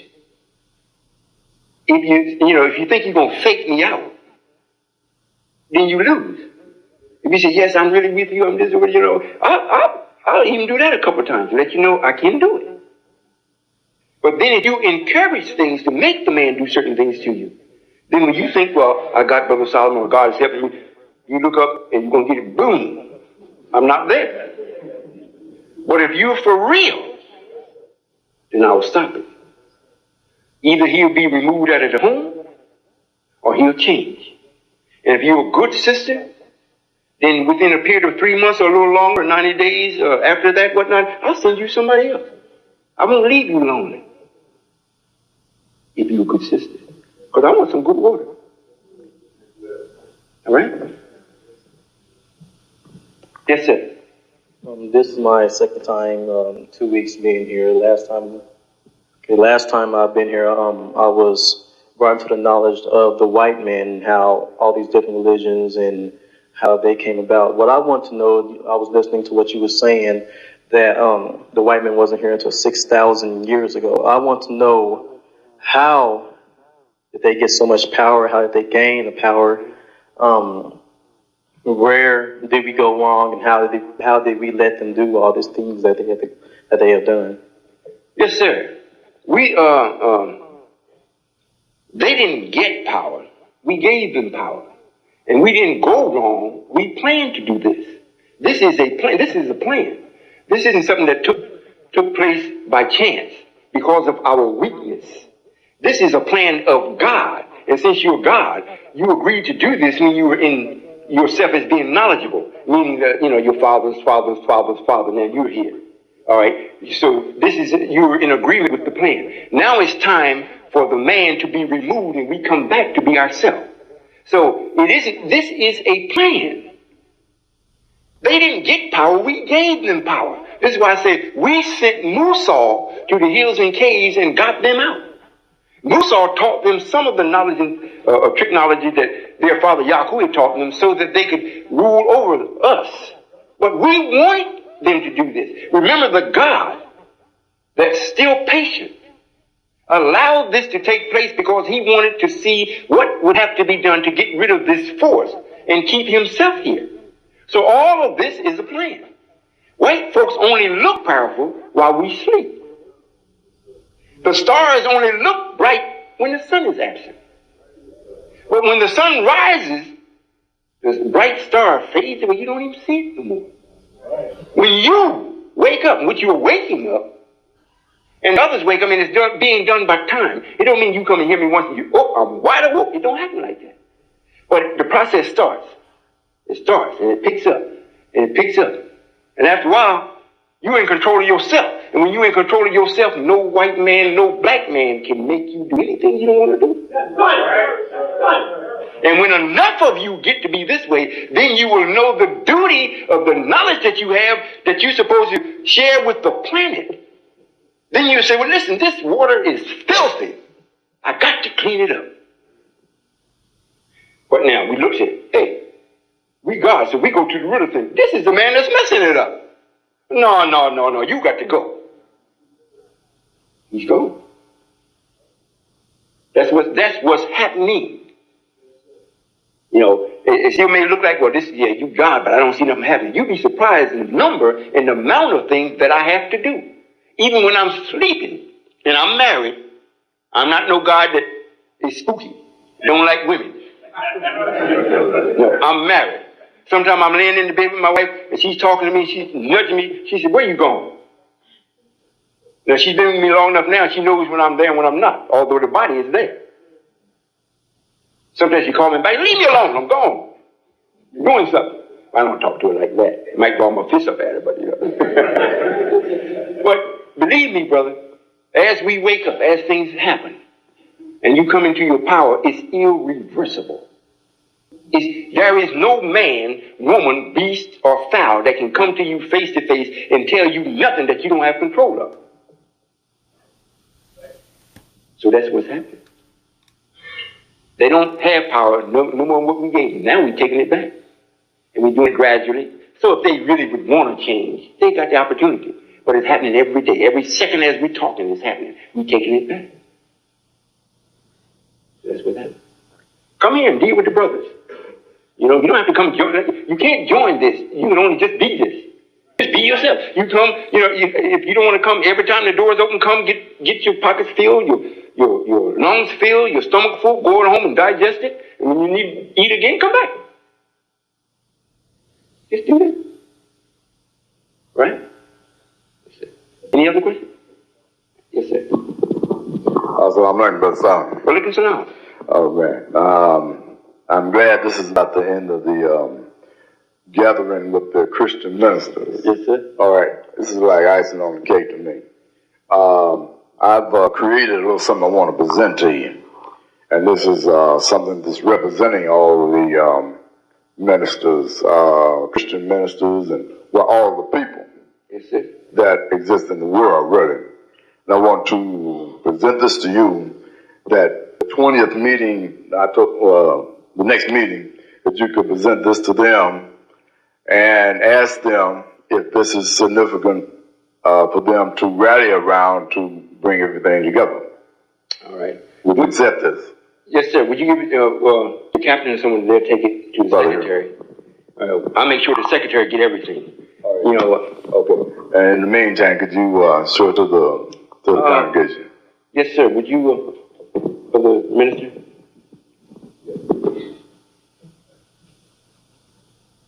I, as a person or an individual, you can bring it up so it can get captured on the camera and whatnot and show it to the audience.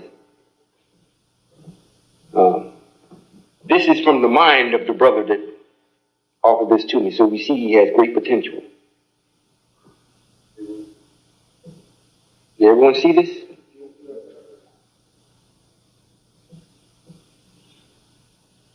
Would you read that to them? Was it Brownwood? Or brown race? Caucasian? Oriental? Black race? And Indian? On this earth? He has that as this is a flag.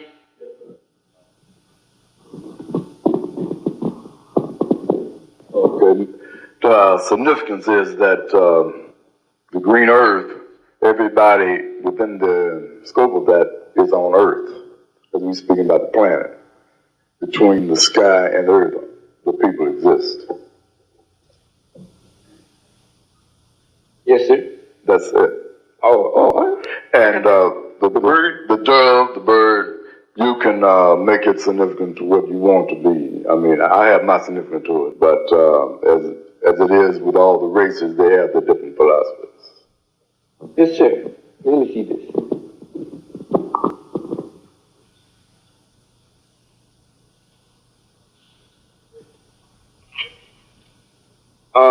This is coming out of a man's thinking as a way of showing that, I guess, God's power or his intentions.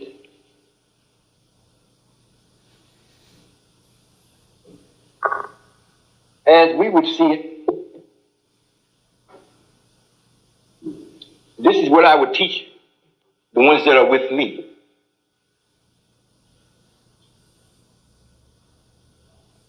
The brown race, Caucasian, Indian, Oriental, they are races.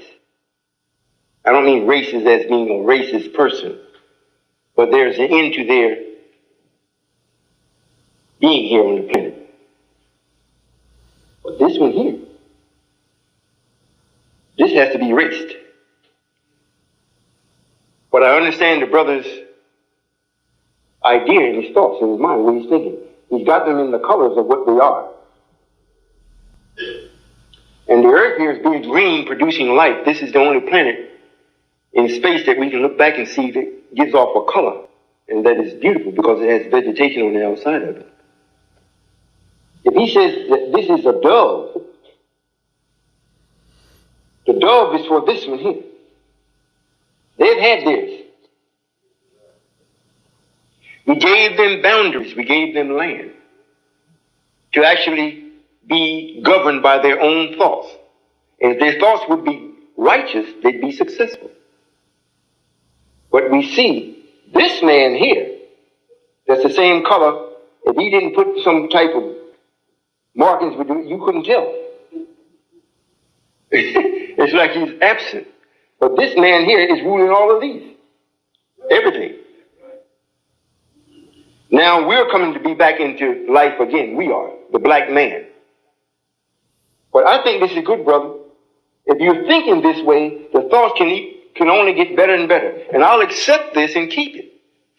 May show me a point of my growth. Because I'm not going to grow too far from you. But I'm not going to wait for you.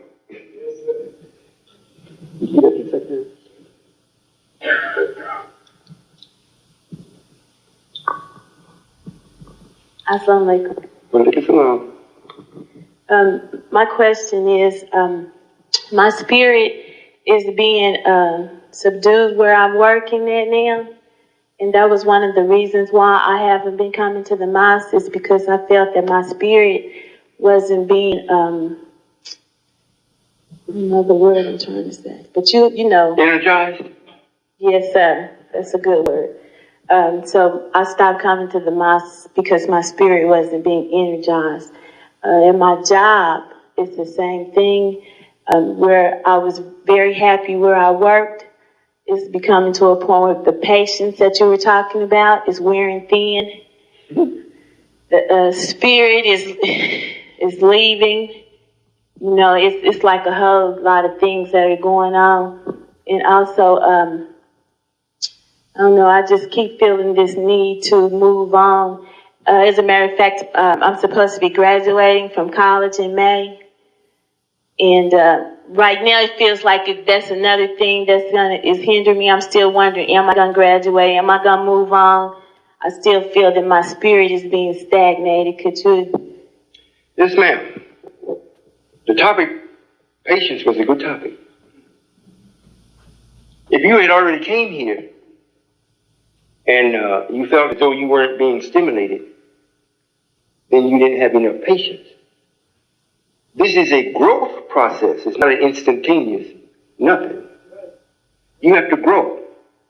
And we're living in a time where you're going to have to, once you find it, you're going to have to develop it. You can't get it. Even when you work and you make money. You say, well, the money is spent before you even get it. You still got to take the time to sit down to write the check or go and take the money out and pay it. There's time involved. When you get this, and at the time I think that you came, we definitely were at our infancy here. So when you meet other people that is wrestling with their own self to be right, you're going to meet all sorts of attitudes, all sorts of situations that may have, if you accept it, it will turn you off. The devil will talk to you and won't make it appealing to you. But you have to know that this is the right place and see that things get better. On your job, since you do know a little of this, it's going to get worse. Because if you work for black people and they're with this, well, then things should get better. If not, it's going to get worse.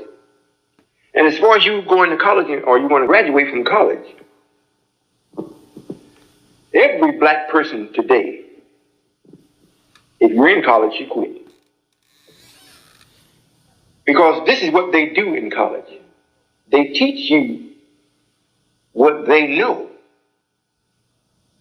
So they make another them. In my schools, I teach you formulas and keys so you can learn and develop what you want. You see? Other words, it's the same thing as I'll teach you how to fish instead of giving you the fish. But while you're learning how, I'll take care. I'll give you the fish while you're learning how to fish. I teach in schools, and I have people that come out of schools, and they start taking classes under me or for my instructions, and they tell me in the course of 2 or 3 days, they learn more in that space of time than they have in 10, 15 years of schooling. In 2 or 3 days. Because I teach you how to think. I don't want nobody being a follower of mine or I got to carry you unless nature dictates that, meaning that you're so young in your thinking, then I carry you until you get strong enough to actually know how to use this. And then you start coming away from me in that way. And that's what makes you really love me. The brothers say, I just love you, Brother Royall, Brother Solomon. The love that they're really expressing to me is that I'm making them free.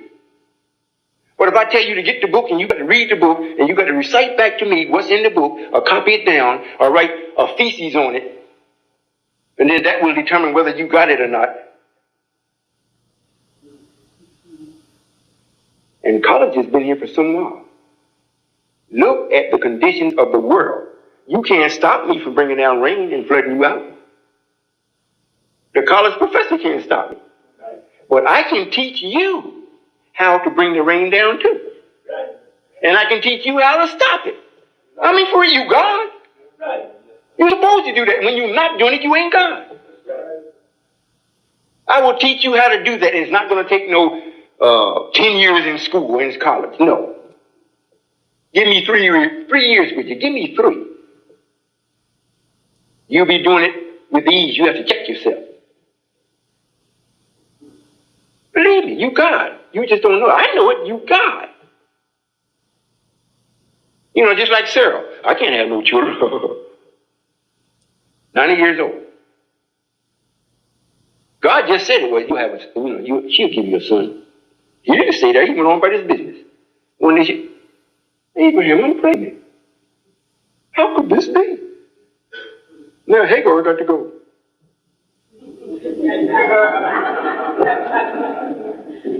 Yes, sir. If that answers the question, sister. This is a place, this is a birthplace of happiness. You're not going to get it instantly unless you are of that nature and have patience. You got to, when we have, this is why we have classes. You come and be in class and you talk with each other. And we have an instructor that knows mathematical thinking, or he's in the process of doing, or she. And we settle problems right then. That's real problems. Like you come and you say, well, listen, I'm on the job, they're doing so and so and so. And we say, well, let's look at it. If it was done this way, if you did this and you did this, and the math show you what should be done. And that's why it gets easier and easier, and it actually works. But we say, well, God, I'm doing this, and I want it to be changed because I know it's right. I'm not going to do it for you. Because I want you to do it. And I'm going to teach you how to do it. And if you say, well, I don't know how, but I'm coming to learn, I say, all right, well, I'll take care of it. I'll take care of that. You don't even have to worry about it. All you have to do is just learn this. You do it that way. And people that come to actually be with me, I pay them to be with me. There's a lot of brothers that's coming and working, I won't say a lot. There are some that's coming and working in sisters that work in the nation. They don't work like it's a job. They work as it is a duty. Their rent, their food, and everything is paid for. They're in school. Some people may say, well, Brother Royall, which I've heard, didn't come straight to me, but it is true. You see that, he'll wait until I start paying people and then he'll come. He don't understand. I mean, this is just the way he's thinking. I mean, he's not a bad brother. But he isn't looking at everything. If I'm going to pay your rent, I'm going to pay your water, I'm going to pay everything that you've been paying. Car insurance, your car, if I'm going to pay all that, buy your food, your clothes, but you might not have but $5 or $10 walking around that you got. But I'm teaching you. I'm paying you to learn. Now you go to college, you got to get unless you got the money, you got to pay them to program you. And then if it's a grant, when you come out after the 4 years, the 8 years, the 20 years, then you got to pay that back. It's cool, isn't it? Yes, sir. I'm going to take it. Yes, sir. Salam alaikum. Walaikum salam. It's an honor to be in your presence again. My question is to you. It's been brought to my attention more than once, and to be with you is to be a person that knows some of what you know, and it's been brought to my attention by a couple of different people when I was trying to let them know that your presence was going to be here today or this weekend. And they wanted me to give them some type of clarity on the dual eagles that I seen on a building here on Linwood, where they were back to back. And then they went as far as to wanting to know about the Phoenix. Are they the same? Could you elaborate on that? Are these our people? Yes, sir. No, sir. You tell them to come and ask me. They're not going to rob and steal from me anymore. Yes, sir. If they want to know, because that ain't what they should know. They should want to know how to be themselves. I got the eagle. You know, I got the Jew and the Gentile. Yes, sir. I got all that. That is not what, after I tell them, then they will still want to argue about it, because they won't have no knowledge to actually confirm whether I'm saying it's true or not. So they should come here and get the meat that will support the institute. So no, sir, you tell them that you asked me, you did your part. I decline. Yes, sir. Right? Yes, sir. Yes, sir. Salam alaikum. Walaikum salam. You know, did you all see me on TV this morning? Yes. All right. Yes, sir, brother. Assalamu alaikum, sir. Walaikum salam. First of all, I know in the Nation of Islam, it's a chain of command that we have to go through. But I want to know with you, is there any certain thing I have to do to maybe represent you in St. Louis? Because I have access to the public school system. I've been going there speaking to the young people, but I don't say anybody's name because I don't have anybody authority. So I want to know if there's anything I have to do that with you. You been studying my tapes and things? Yes, sir. Well, brother, speak it. Okay, it's time. It don't mean that I have to, even if you by yourself, you're not by yourself. Yes, I say that 24 elders has been my babysitters and prepared me. 24. Now we have a God that you've never seen from creation. He's with me also, but you don't see him. Elijah Muhammad is back here. He's been here too. He's not here today. He's with me also. You don't see him. So because it's just you, when they see you, it's me. And if you know that I'm the one, speak it. Yes, sir. Thanks. It's time. And you go to school, just let them know. The only thing they can do is ask you to leave. And if they do it too nasty, I'll take the school from them. Or make you the principal.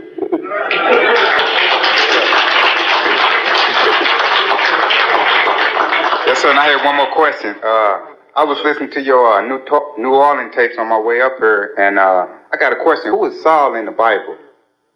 New Orleans? Yes, sir. In the New Orleans tape, you were talking about the messenger. By the messenger being David, because Saul disobeyed the law the instruction that was given to God. So I want to know who was Saul in accordance with the messenger being David. What did Saul do?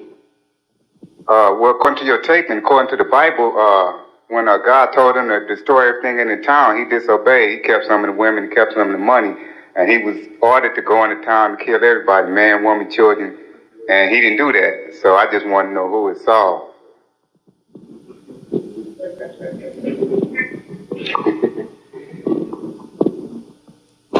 It's not time for that to be known yet, because I got to talk to the person. In other words, did brother, he didn't come? You going back on has he left?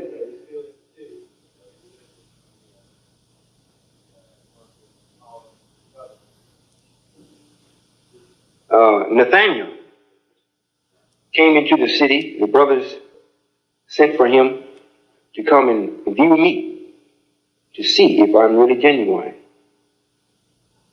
And I made a statement to the brothers that invited him and paid his way to come. Now, this is the messenger's son. We had to pay his way to come here. And he's ill. He's very ill. And he came to the TV studio, and we left there and went to a restaurant and we sold. He came and spent maybe about an hour, if it was that long, at the conference. And he left. But he said out of his own mouth he wanted to come here today to hear me from the rostrum. He's not here. You see, the people, it's time for people to know. The ones that don't want to know, let them go. Now, I spoke with him, and then I had someone else to speak to him that tied him up so that he couldn't move to the right or the left. It was done so thorough, that's why he don't have to come here. He knows I'm one. I'm the one.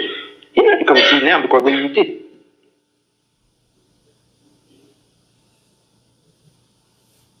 This Saul, I haven't spoken to him yet. I know he is, but I haven't spoken to him. He must be given the opportunity to change. And if he's willing to change, then I'll protect him because he's going to have some people angry with him. The same as it was with Nathaniel. There's some brothers, when they found he was coming, they came and approached me and said, listen, can we bring him up on charges? Because he caused a lot of brothers to go to jail when he was here as a minister for the messenger. And he's the messenger's biological son. They wanted to bring him up on charges. I said, you don't have to do that. When he did it, I already documented it. He's not getting away. So you don't have to bring him up on charges. I've already charged him. Right? Yes, sir. Are you all enjoying this? Yes, sir. You're not going to sleep, are you? No, sir. Now, I'll be back here on the 20th. I don't know if Minister Kareem will have me speak again or not. You know, he kind of limits me. Yes, sir, brother. Assalamu alaikum, Father. Wa alaikum salam. The little white boy that came with me Friday to the conference, I work with him. And, we talk a lot at work, about Christianity and Islam, our own separate points, discussing it. But what he was showing me in the Bible was that you would be an agent or the Antichrist. And I know that not to be true, but for our brothers and sisters who will be well-versed in the Bible, would be thinking the same thing before they heard you, I wanted you to explain to me or give me a better foundation to tell somebody else that you're not the Antichrist. And could you tell me who is, in person? Yes, sir. First thing, in order for you to tell someone and confirm it, you have to know the laws of what will confirm Antichrist in God. The duty of darkness is to blind you. The Antichrist is the prince of darkness. So he's not going to share anything with you that will give you light. You're not going to be free. Now the Christ, if he's the light, he has to shine light on everything so you can see. He frees you in your thinking. So if I'm doing that, it's impossible by law that I could be the Antichrist.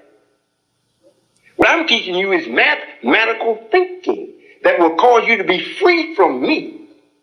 Use the laws and principles of creation and it will make you God again. That can't be Antichrist.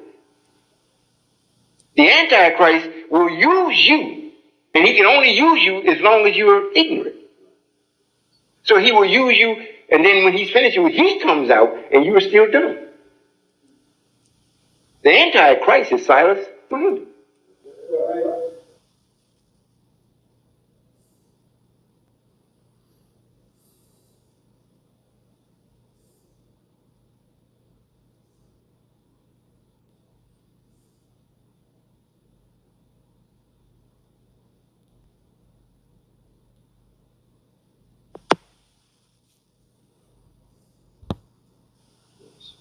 Got it? Yes, sir. You got a little scared there, brother. Okay. Could you explain the meaning of my name? And my name is Frederick Ward White IV.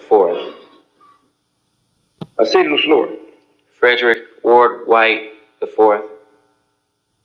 Frederick Forthright? White, W-H-I-T-E, the fourth. Frederick White the fourth. Yes, sir. Ward White, yes, sir. You know what I mean? Like Warden? Warden. Well, I'm not going to get into too many names. I'll do this because you asked me, and I didn't say it before. Names kind of tie me up a little bit as far as time is concerned. I know we're running pretty close. How much more time we got? Oh, I keep trapping that secretary. Excuse me, but it's okay. I understand now. I'm sorry that you don't be sorry, brother. Don't even put that in your mind. Just say that's something you didn't know. And if I don't do it, then you will still be happy. You know, I'm not going to leave as soon as I finish it, but I'll give it since you asked me. Frederick, it means rich. It means rich. Yes. Now, what was it, Ward? Yes, sir. W-A-R-D. Yes, sir.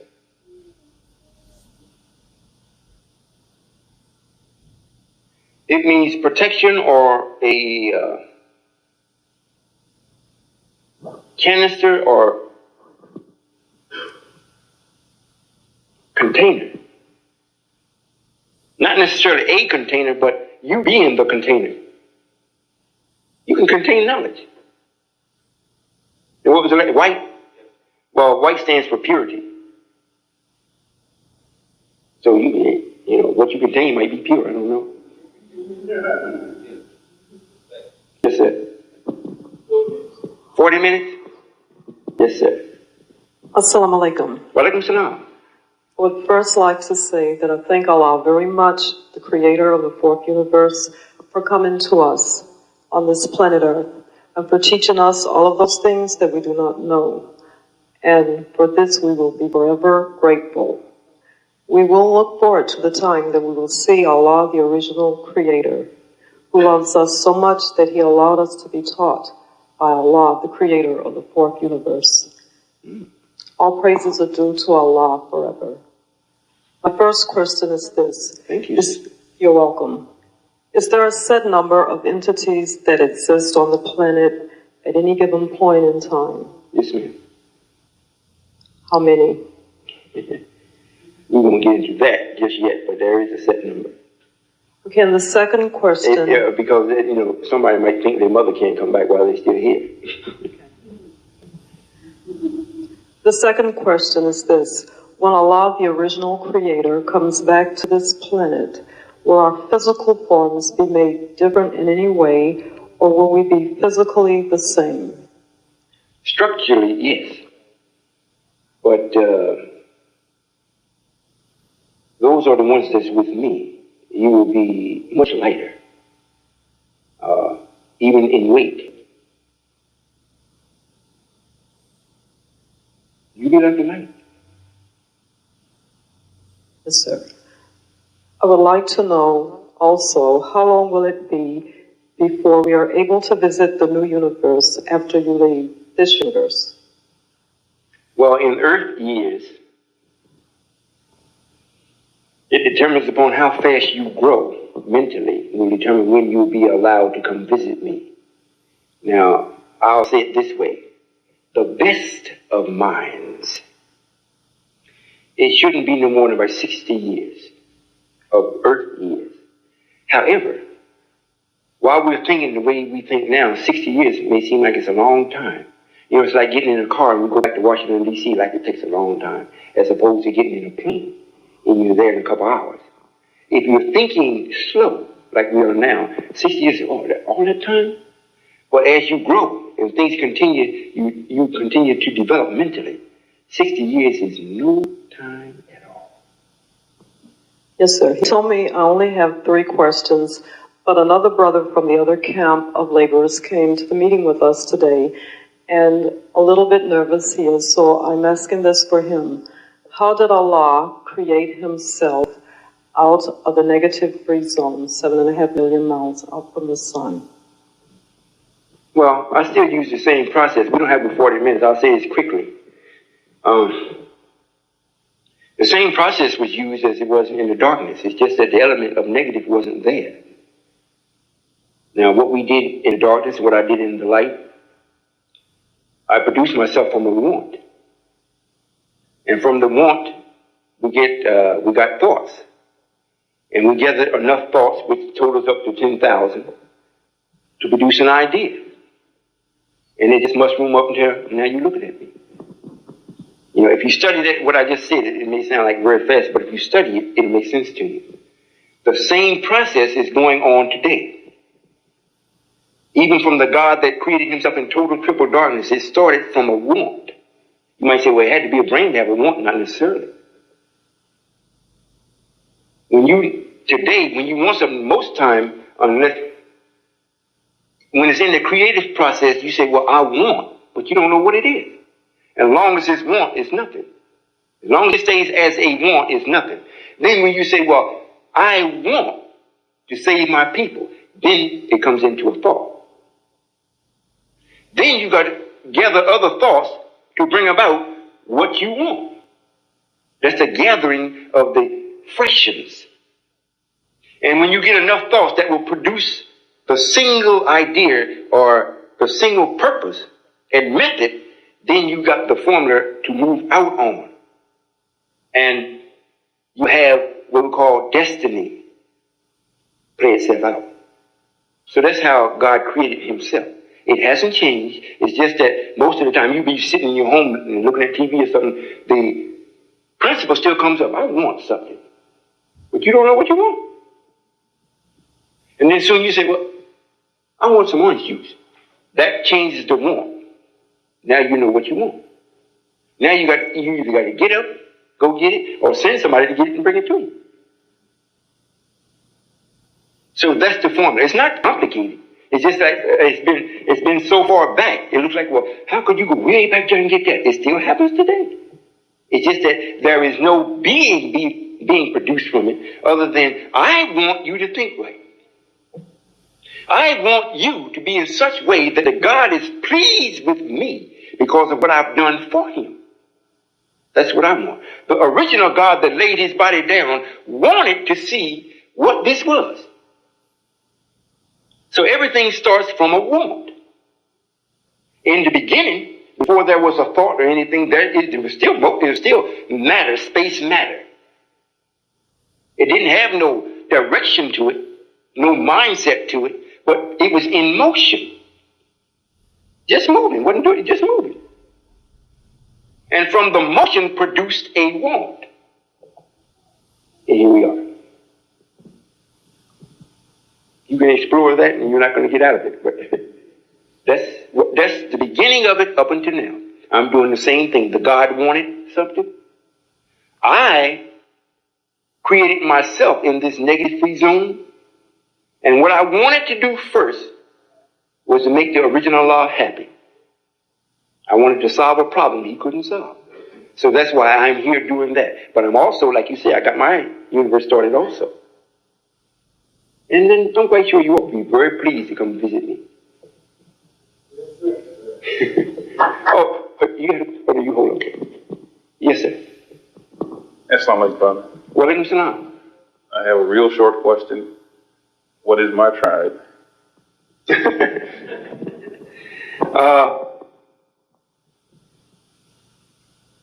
You're the 12th tribe. You're one of the mighty scientists. If that answers your question. Yes, sir. Thank you. Assalamu alaikum. Wa alaikum salam. Yes, ma'am. Assalamu alaikum. Wa alaikum salam. I just want to know if you're not too busy when this is over, if I could speak with you. If you see the secretary, he don't let me just make appointments because it messes him up. Whoever he has on the list for me to speak to in the amount of time that I have here, I'm going to speak to. There's one brother, I think, that was at the conference that I promised to speak with. And other than that, I didn't make any promises to any particular individual. But if you speak to the secretary, if he say no, tell him. He and I have to box every once in a while.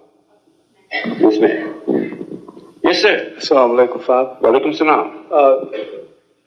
Yes, sir. I would like to know when the entity is dispatched from the sun to possess the body, how is this done? How is the entity dispatched, and is it contained some kind of way when it goes through the negative free zone, leaving the sun?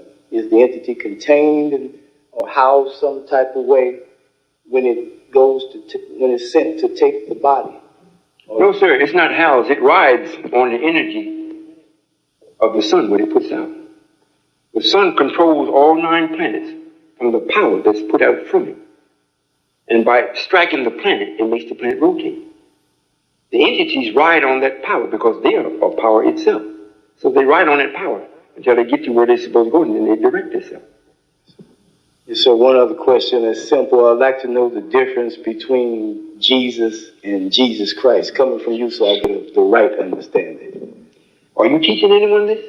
Yes, sir. Everybody that comes in contact with me, I don't want to make a mistake. And I've been asked this question. I've told them that there is a difference between Jesus and Jesus Christ, which is mentioned in the Bible. And I understand from some previous tapes that the entity that occupied the historical Jesus of 2,000 years ago is the same entity which occupied the body of the most honorable Elijah Muhammad. That's right. And I just want to know, what exactly is the difference between Jesus and Jesus Christ on an entity level? On an entity level, it's like husband and wife. One takes authority and one is authority. Jesus, as he came as Jesus, didn't force anything. He only gave a message, gave his life up. But when you add Christ to it, that's like the father or the husband. Only thing he's giving up is judgment. So that's the difference. You have one that's like a mercy or a mother, and you have the other that is the Christ that's acting or like the Father, the authority. He has power and knowledge to make his will be. But Jesus has been given authority to tell what the Christ is going to do. So that's why Jesus, when he went and spoke to the people that were in ruling position, he wasn't a Christ, because if he would have killed them. But he didn't. He allowed them to kill him. Yes, ma'am. Assalamu alaikum, Father. Walaikum salam. I have two questions. The first one is, when are you going to send the other beings here? The other beings? From the other planets. Oh, when I'm allowed them to come back? Yes, sir. It's not going to be before 2000. Now, we were going to allow them to help us do some things, but we're not going to let them just actually come. You know, they got quite a bit of power also. It's not fitting that I go in the bathroom with you and watch you change and wash you up. That's not right. So this is the home of God for the whole planet. So I'm working at a problem that the God has from the universe. And the other people and entities and life forms that are on other planets and other galaxies and whatnot, they are not invited to watch this be done. This way, they keep their respect for God. He don't have to punish them. So when I'm about to finish this, then they can come. Yes, sir. All right. The second question I have is, what tribe am I from? You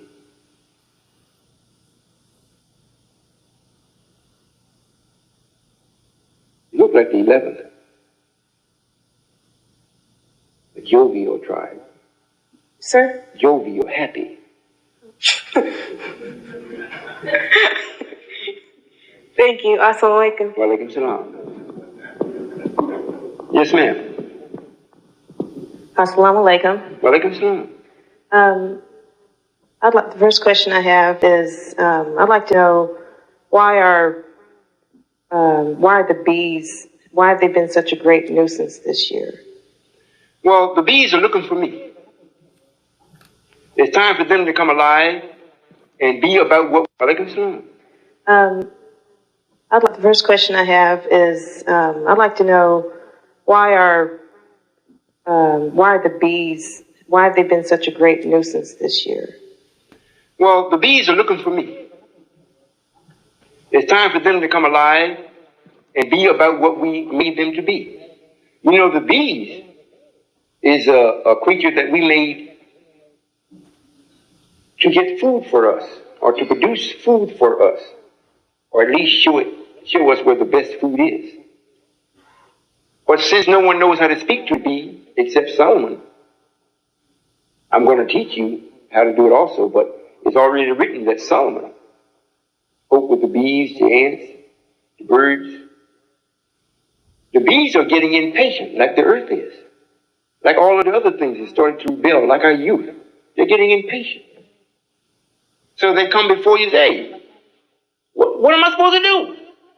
You know, they come in front of you, they're waiting for you to give them orders. But since you don't know what to do, you're scared, They say, hey, you insulted me, I'm going to bite you. This may seem like fun or play, but that's actually what happens. You insult them. If you see a hive of bees and another bee come from another hive, when they get there, when they get to this other hive, they stop and they hover right there. They're asking permission to come in. If they get the permission, they come in. If they don't, they leave.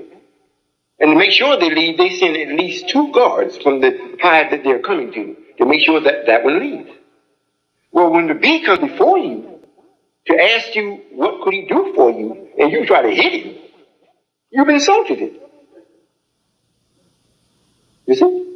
So it's a lot of things. Now see, the devil, the Antichrist, won't tell you that. He'd much rather be sting you. Got another one? Yes, sir. I was also wanting to know, is Earth the only planet where the black man, well, such as the plight of the black man, what we're going through and what we have been going through, is there another planet where there are other beings that are going through the same thing or something similar? No, ma'am. This is the home of God, and the best to the worst is happening here. All of the other planets are waiting for us to be successful so that we can help rid them of what they have, but it's nowhere near as what it is here. And this is why God took this planet and decided to come on the outside of it so he could do it. He didn't want to corrupt his home on the inside of the planet. So we're on the outside taking care of this matter. All the rest of the planets, the intelligent life live on the inside of it. They're not plagued with this, although it's not all the way as to what it could be, but we're going to have them to be perfect after we develop ourselves. Can I ask one more? Yes, ma'am. Okay. I was also wanting to find out about the entity. For instance, if I've had several loved ones pass away in the past few years, I was wondering, is there a chance that I may encounter their entity again? Oh, very much so. Yes, ma'am. However, it won't be the same as what you knew it, because you're not going to be the same. But both of you all have the intelligence to know what the other did and when you came. However, every time the entity comes and goes, you are advanced. And what excites a person is knowledge, not the presence of the person. When they see the body, we see all these different bodies. This is just, we're intelligent vegetation from the planet. You go back to the planet. But the entity that's inside of you is what counts. So when you see it again, and you have multiplied or have escalated, and they have also, the seeing or the relationship that you knew each other as in the flesh like that, it's of very little importance. It's like, you see me one day, I'm riding in a Ford, and the next day you see me, or the next, say, give it a little time, and I've grown in stature and what I'm doing and whatnot, and you see me riding in infinity. You say, oh yeah, that's good. But the person is what is important to me. Car's still a car. See? Yes, ma'am. Yes, sir. Assalamu alaikum. Wa alaikum salam. I just want to get these last 3 questions out for the brother. Paul wants to know, what tribe are the original Indians from here in America? Oh, the ones from, they're from various different tribes.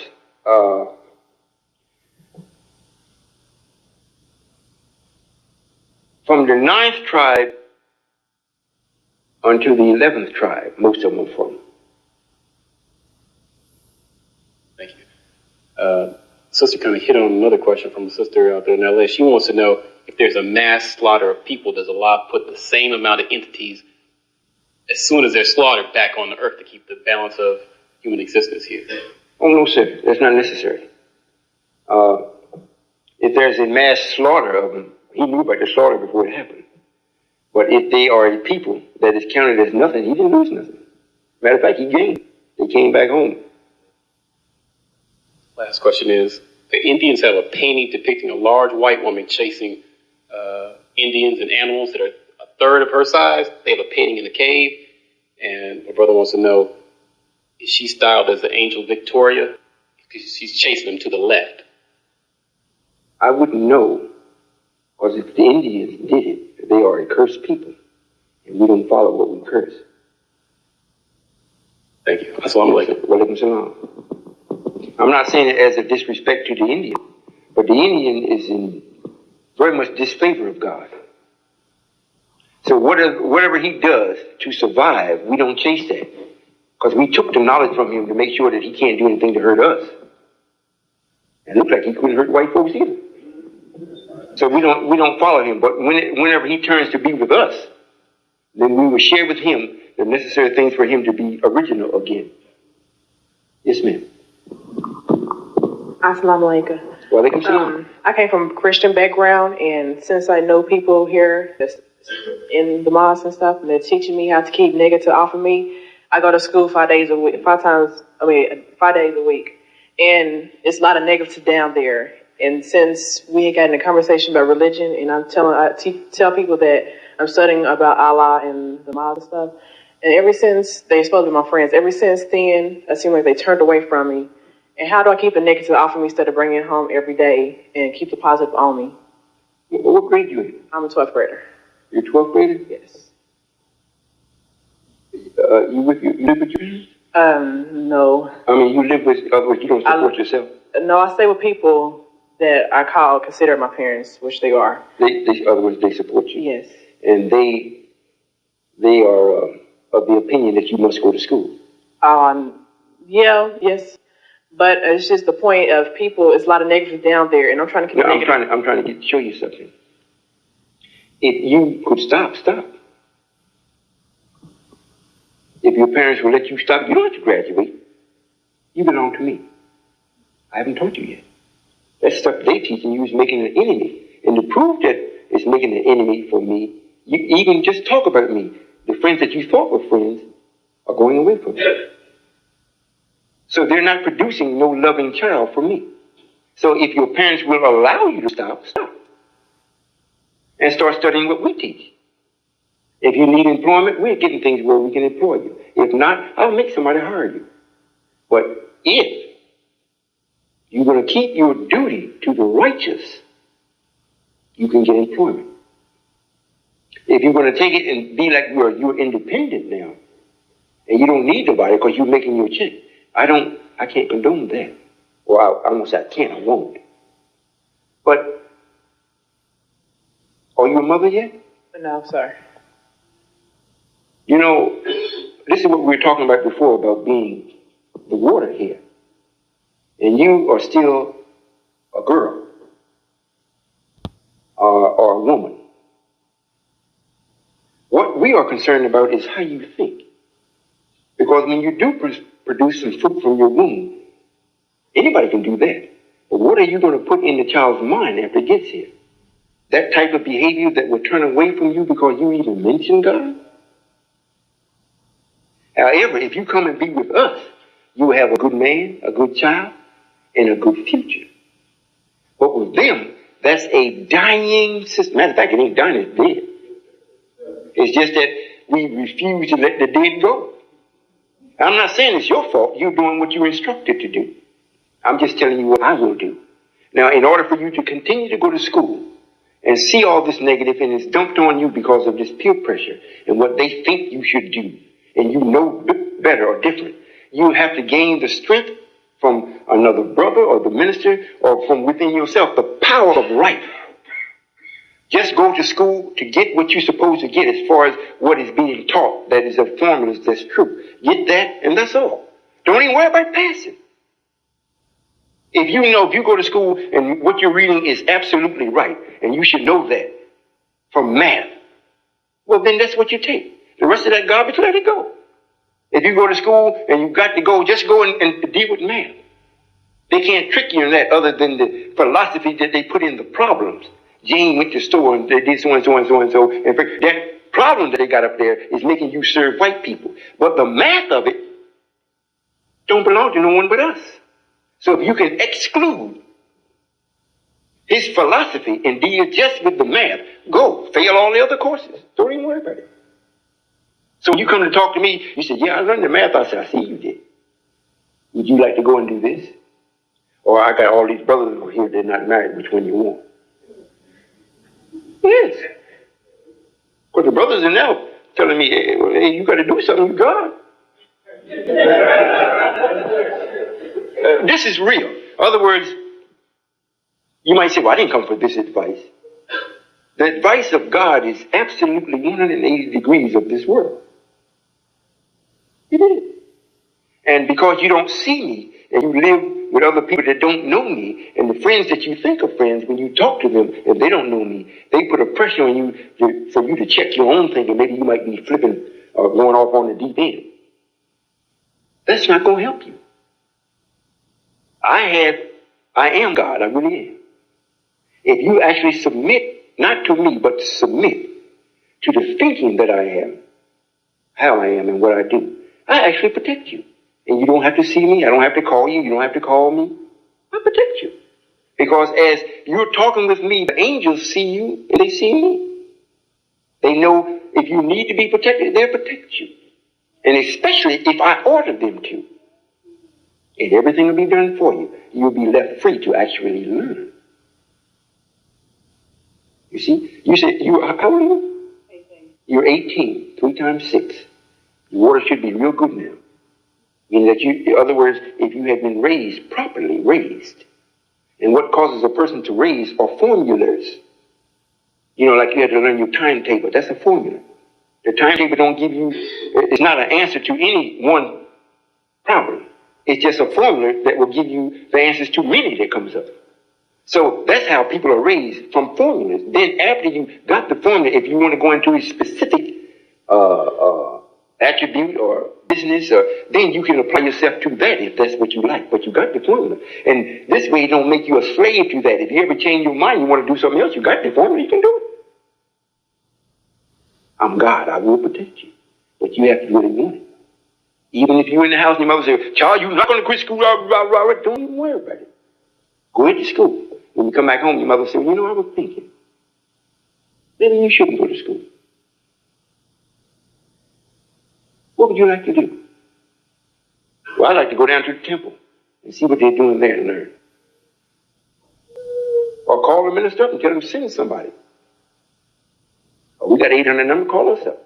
I really am God. Right. Try me. I'm not frightening women.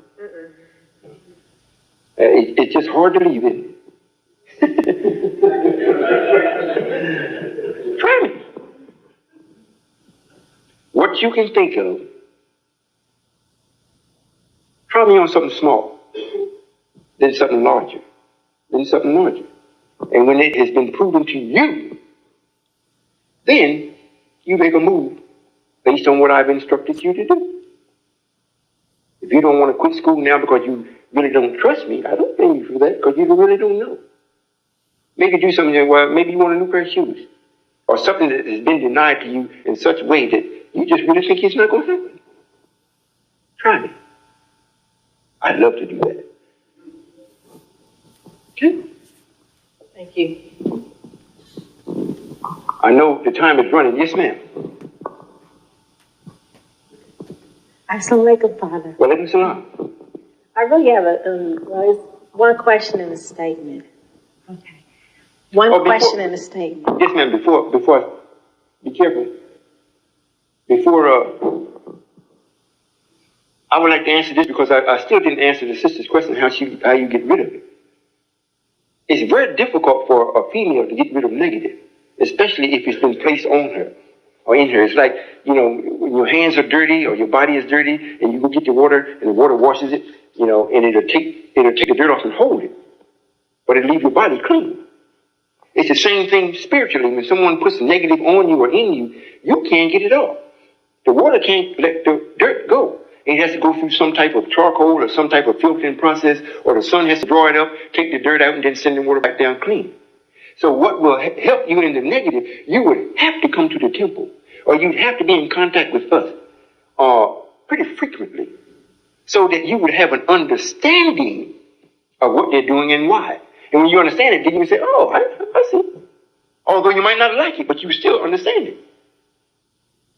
But when it's happening to you and the understanding is not there, it's like you got to carry something That you don't know if you should let it go because you can't justify it. You don't know if you should take it because you can't justify it. You stuck with it.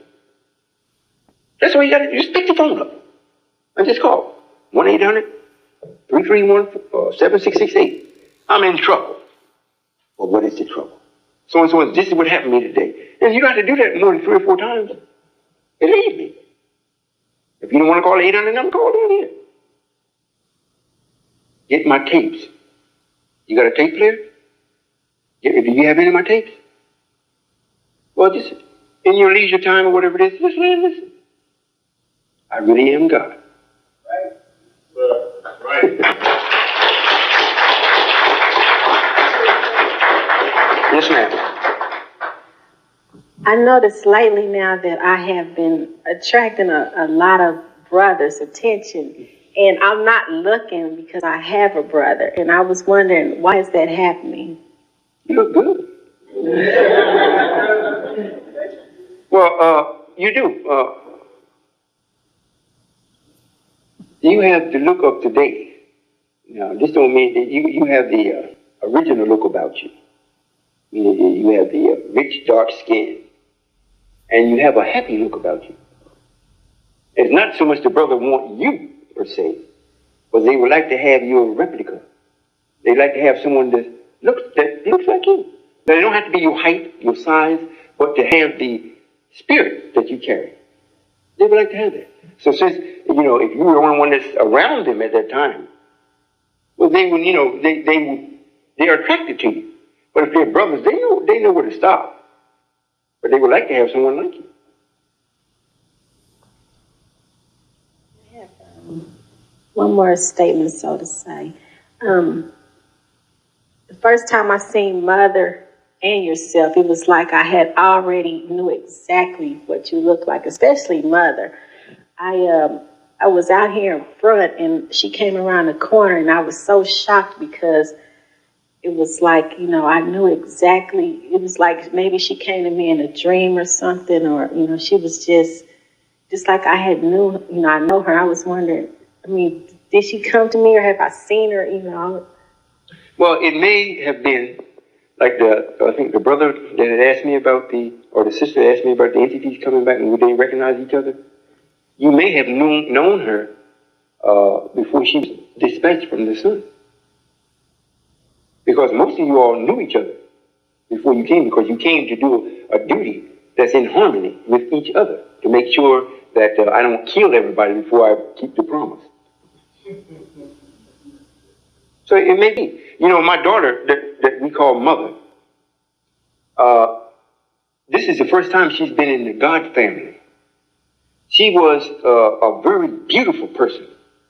And she always hung around, like one of the people you couldn't get rid of. And so we finally decided to let her in the family. So she came, and she wasn't, in the other life, she wasn't brilliant, and, no special anything about her as far as mental, but she was very beautiful. So upon the coming of this time, me coming to actually do this, we allowed her to come and be the mother of the sisters. Okay? Assalamualaikum. Walaikum salam. Yes, sir. We don't have very much time. Go ahead. Go ahead. Assalamualaikum. Walaikum salam. I had a numerology portrait done. Yes, sir. And I just wanted to ask the questions that was on the portrait to see how accurate it was. Yes, sir. It gave me a life lesson number of 8. Mm. And I just want to know what that meant. It means unknown. It means that here you come right behind God. It don't mean that you come in, you causing the trouble or whatnot, but, the messenger during the 70s, he left during the middle of the 70s and he taught about God, especially at the end, pretty vigorously. Now, I come as a product of that, actually being God. Being the number 7. But the next number that comes after that is 8. 8 is 2 zeros. It's 2 unknowns. We don't know what's going to happen. We just know what is going to happen is right. When we get to 9, this is the person that expresses what God actually does. We see what he's doing there.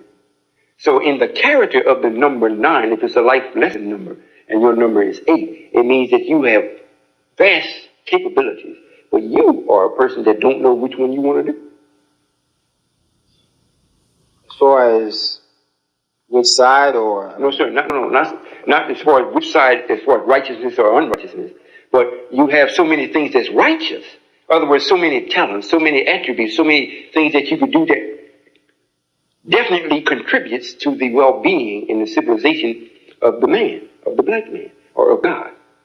So now, it's like going to the closet and you got 10 suits. You don't know which one you want to wear.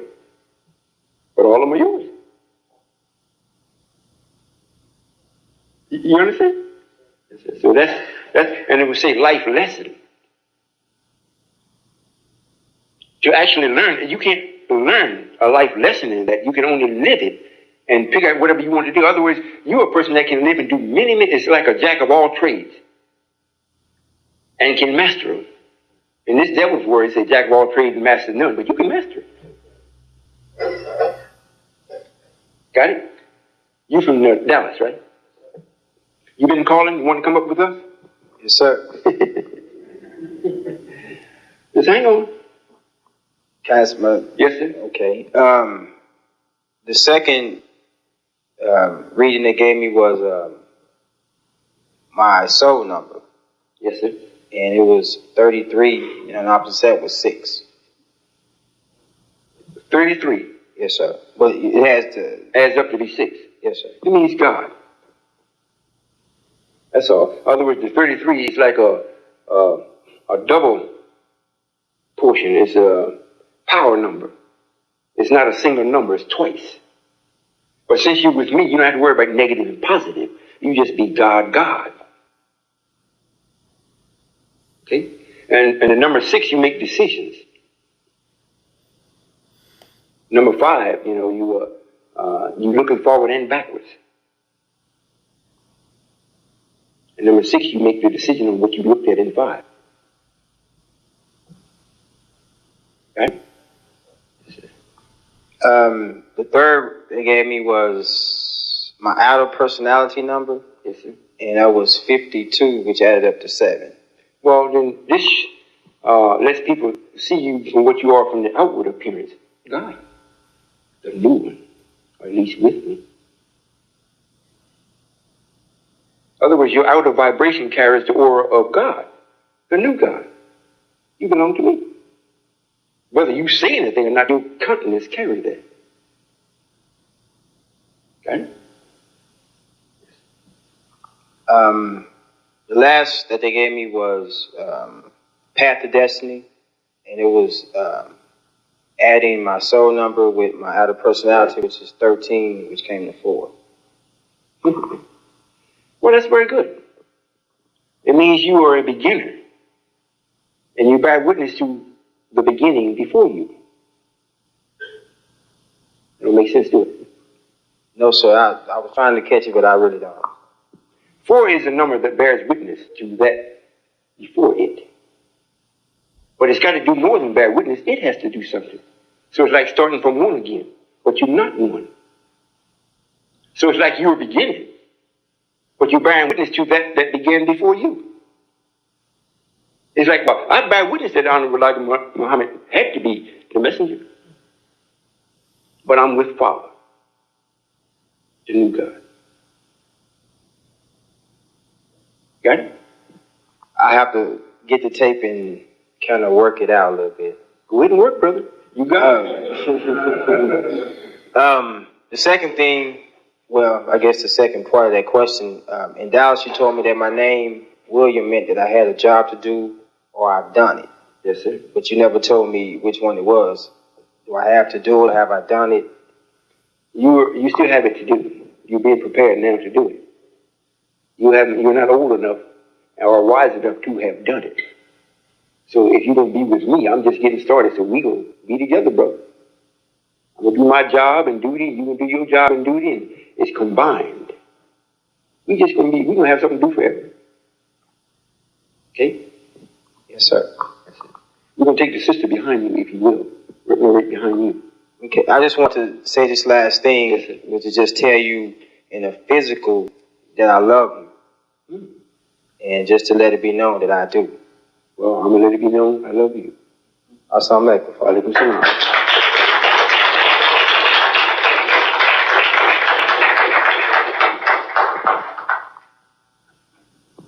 Assalamu alaikum. Walaikum salam. I'm nervous at the moment, but I was wondering, they say the number 666 is the sign of the devil. I was wondering, what does it really stand for? Or does it really stand for that? It does on the negative side. Well, 6 is a number that shows duality. You know, even if you can say 2 times 3 is 6, or 3 times 2 is 6, you still got the duality. So now on the negative side of it, yes, it represents Satan. You know, like I said, the strongest outburst of that type of behavior was 66 trillion years ago. It took us 600 years to make him, and we reminded him with a 6-day work week. So yes, it does mean that on the negative side. However, this is what's been given to him. And the man that gave it to him, or the God at that time, his number still was 6 because he had not yet developed the plan to complete for this planet.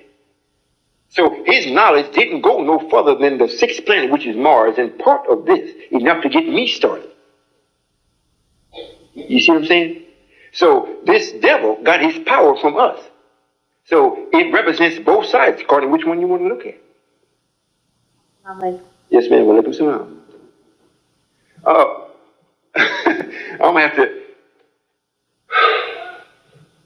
gonna have to go, and I'll talk to some of you all after, because if we put too much on the tapes, people won't purchase the tape. They won't get it because they're like, it's too much to listen to. And now when they get it, they still have to listen to it in parts. It's chopped up. I love you all. I'm gonna take, if you all seen the secretary, I'll take some visitors. We'll talk a little bit, and then I'll see you at the next visit. Thank you for coming, and the brothers that belong to me and I belong to you, you do like the sister, you try me. And come to the temple. You don't have to come here like you were forced to, but just come. Get what you can get. You don't have to steal it from here, we give it to you. All right? It's your day, but you cannot have the day if you don't wake up and take the necessary things that you can control the day with. If you don't come with me, the day is controlling you, and you're going to be wiped out. It's not necessary. It's not necessary. If you're in a gang, and the gang got their charter and it all's up, fine. But you tell them you met somebody that's got a better charter. And you like for them to bring their charter to me, and we'll work it out. I got nothing against gangs. I'm a bad man myself.